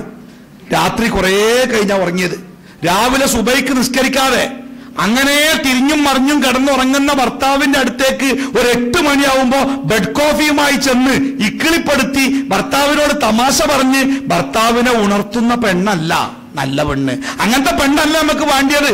5 മണിക്ക് സുബൈ ബാങ്ക് വിളിക്കുമ്പോ ഒരിത്തിരി വെള്ളവുമായി നമ്മുടെ മുമ്പിലെത്തി മുഖത്ത് വെള്ളം തളിച്ചുണർത്തി നമ്മളെ എഴുന്നേൽപ്പിച്ച് കുപ്പായമെടുത്ത് കയ്യിലേക്ക് തന്ന് നിങ്ങൾ നിസ്കരിച്ചു വരിട്ടോ, ഞാൻ കട്ടൻ ചായ ഉണ്ടാക്കി വെക്ക എന്ന് പറയാൻ പറ്റിയ ഒരു പെണ്ണിന് ആർക്കാണോ ജീവിതത്തിൽ കിട്ടിയത് അയാളാണ് ഭൂമിയിലെ ഭാഗ്യവാൻ. അതിനെ പെണ്ണുങ്ങൾ മാത്രം ചില ആൾക്കാർ നമ്മളെ സ്ഥാപനത്തിൽ വരുവേ, മൗലവി ഒരു പെണ്ണെട്ടണം, അപ്പൊ നിങ്ങൾക്ക് ആദ്യം പെണ്ണുങ്ങളില്ലേ, പെണ്ണൊക്കെ നോക്ക് തീരെ ഈമ അല്ല. കെട്ടിയപ്പൻ എവിടെ നോക്കിന്? ഇപ്പൊ നമുക്ക് ഈമ ഉള്ള അഫ്ളമൊക്കെ പഠിക്കുന്ന ഒരു കുട്ടീനെ കിട്ടാണ്ട് വെച്ച് വന്നേക്കുക.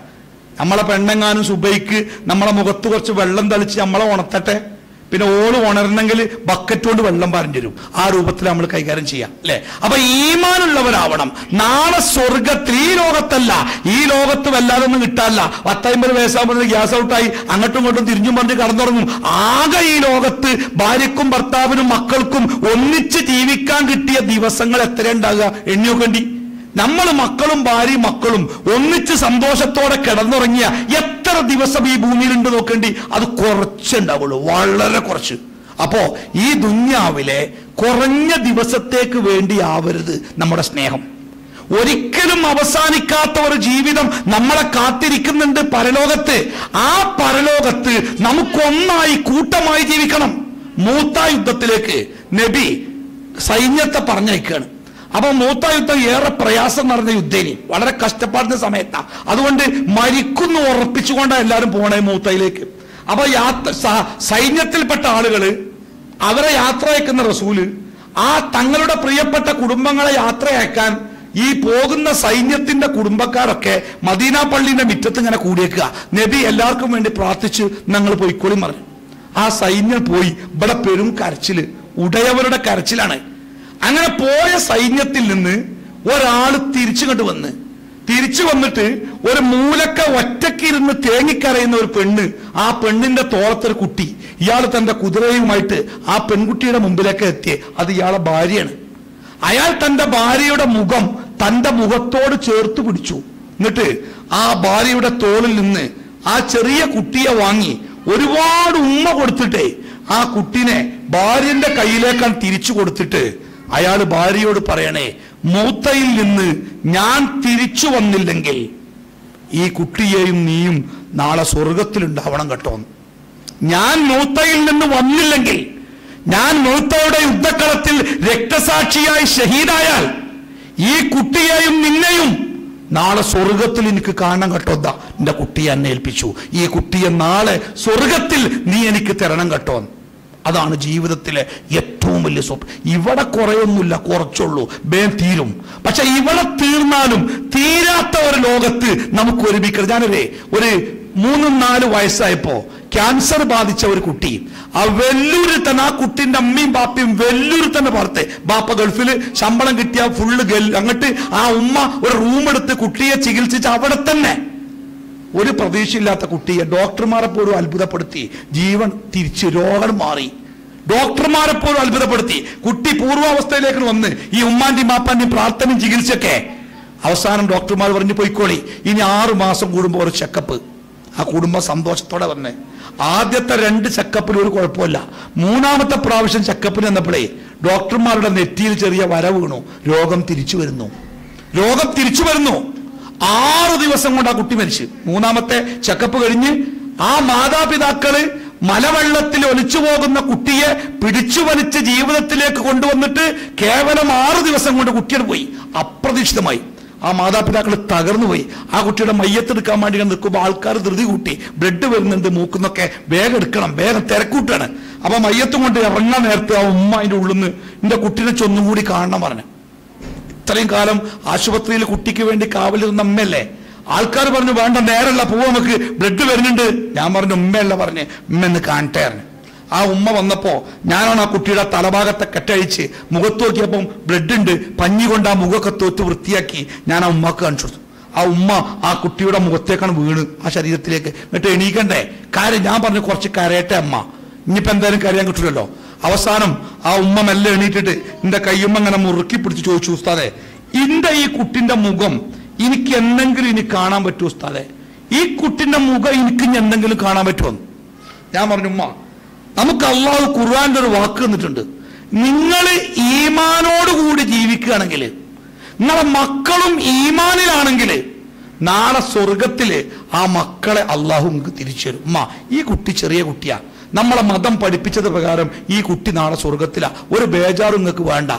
ആ കുട്ടിയെ കാണാൻ, സ്വർഗത്തിലെത്താൻ നിങ്ങൾ ശ്രമിക്കുകയാണെങ്കിൽ ഉമ്മ നാളെ സ്വർഗത്തിൽ നിങ്ങളെ കുട്ടിനെ നിങ്ങൾക്ക് കാണട്ടോ. ആ ഉമ്മ എന്റെ കയ്യിലെ പിടി ഒന്നുകൂടി പിടിച്ചിട്ട് പറഞ്ഞേ, എങ്കിൽ ഉസ്താദ് മയ്യത്ത് കൊണ്ടേക്കോട്ടെ, ഞാൻ എന്റെ കുട്ടിയെ സ്വർഗത്തിൽ വെച്ച് കണ്ടോളാറുണ്ട്. അതൊരു മുഅ്മിനായ മനുഷ്യന്റെ മനസ്സിന്റെ ഒരു സമാധാനാണ്. അപ്പൊ നമ്മളൊക്കെ നമ്മുടെ കുടുംബത്തെ പോറ്റുന്നത് ഇവിടെ റേഷൻ വാങ്ങാനല്ല, ഇവിടെ 10ാം ക്ലാസ് പാസ്സാകാനല്ല, ഇവിടെ ക്ലർക്കോ ഡോക്ടറോ ആകാനല്ല. ഇവിടത്തെ ജീവിതം നൈമിഷികം. ഈ ഇരുന്ന ഇരിപ്പില് നമ്മൾ വീട്ടിലേക്ക് എത്തുന്ന എന്ത് ഉറപ്പാള്? നമ്മുടെ മക്കളെ കണ്ണും മോറ് ഇനി നമ്മൾ കാണുന്നു എന്ത് ഉറപ്പാള്? ഓരോ ഉറപ്പില്ലല്ലോ. എന്നാൽ ഒരിക്കലും നശിക്കാത്ത ഒരു ലോകം, ഒരിക്കലും തീരാത്ത ഒരു ജീവിതം, ആസ്വദിച്ചാലും മടുക്കാത്ത ഒരു ജീവിതം, അതാണ് സ്വർഗീയ ജീവിതം.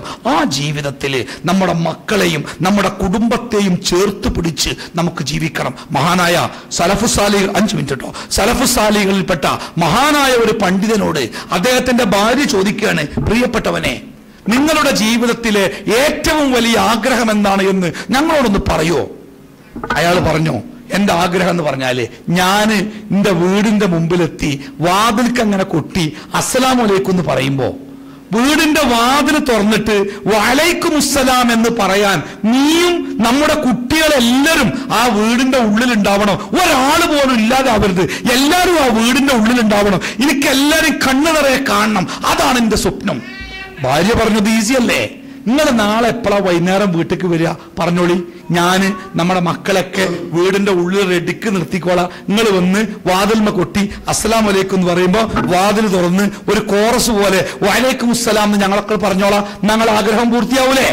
ഇയാള് പറഞ്ഞു, ഇതല്ലടി, ഇതല്ല, ഈ വീടല്ല, നാളെ മരിച്ചു എന്ന് പടച്ചോന്റെ മുമ്പിലെ വിചാരണ കഴിഞ്ഞ് ഞാൻ ചെയ്ത സൽക്കർമ്മങ്ങൾക്ക് കൂലിയായി അള്ളാഹു എനിക്ക് സ്വർഗത്തിൽ ഒരു കൊട്ടാരം തരുമ്പോ ആ കൊട്ടാരത്തിന്റെ വാതിൽ ഞാൻ കൊട്ടി തുറന്ന് ആ വാതിലിന്റെ ഉള്ളിലേക്ക് ഞാൻ നോക്കുമ്പോ എന്റെ ഭാര്യയായ നീയും നമ്മുടെ മക്കളെല്ലാരും ആ വീട്ടിന്റെ ഉള്ളിൽ ഇങ്ങനെ ഉണ്ടാവണം. എനിക്കത് നോക്കി, നിങ്ങള് നമ്മളെ കുടുംബമൊക്കെ ഇവിടെ പാർക്കുക വിചാരിച്ചോ, ഒരു ഭയങ്കര വെള്ളപ്പൊക്കം കൊടുങ്കാറ്റും എത്രയോ ആൾക്കാർ ഒലിച്ചുപോയി. നമ്മളെ കുട്ടിയെ ചേർത്ത് പിടിച്ചിരുന്നു കുടുംബത്തെ, ശക്തമായ കാറ്റില് അതൊക്കെ ചെതറിയ പാറിപ്പോയി. പെരും വെള്ളത്തില് എല്ലാവരും ഒലിച്ചുപോയി. എല്ലാവരും, ആയിരക്കണക്കിന് ആൾക്കാർ മരിച്ചു.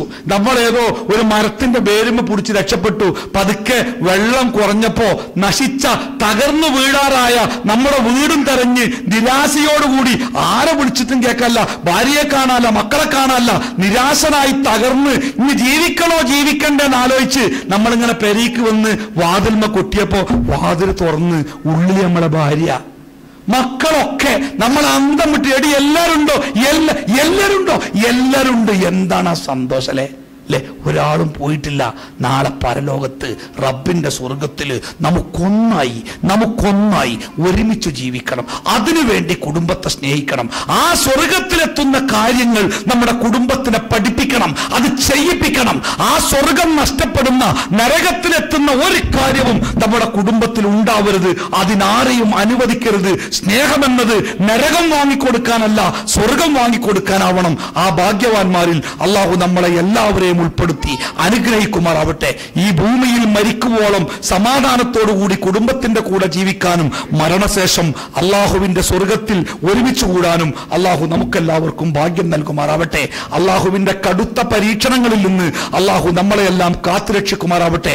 മക്കളെ കൊണ്ട് മാനസികമായി പ്രയാസം അനുഭവിക്കുന്നവരുടെ കൂട്ടത്തിൽ അള്ളാഹു നമ്മളെ ഉൾപ്പെടുത്താതിരിക്കട്ടെ. സന്തോഷത്തോടുകൂടി അഭിമാനത്തോടുകൂടി ജീവിക്കുന്ന ഒരു കുടുംബമാവാൻ അള്ളാഹു നമുക്കെല്ലാവർക്കും ഭാഗ്യം നൽകുമാറാവട്ടെ. മാരകമായ രോഗങ്ങളിൽ നിന്ന് അള്ളാഹു നമ്മളെ കാത്തുരക്ഷിക്കുമാറാവട്ടെ. താങ്ങാനാവാത്ത കടത്തിൽ നിന്ന്, സാമ്പത്തികമായ പ്രയാസങ്ങളിൽ നിന്ന് അള്ളാഹു നമ്മളെ കാത്തുരക്ഷിക്കുമാറാവട്ടെ. തൗബ ചെയ്യുവാൻ പോലും സമയം കിട്ടാത്ത പെട്ടെന്നുള്ള മരണങ്ങളിൽ നിന്ന് അള്ളാഹു നമ്മളെ കാത്തുരക്ഷിക്കുമാറാവട്ടെ.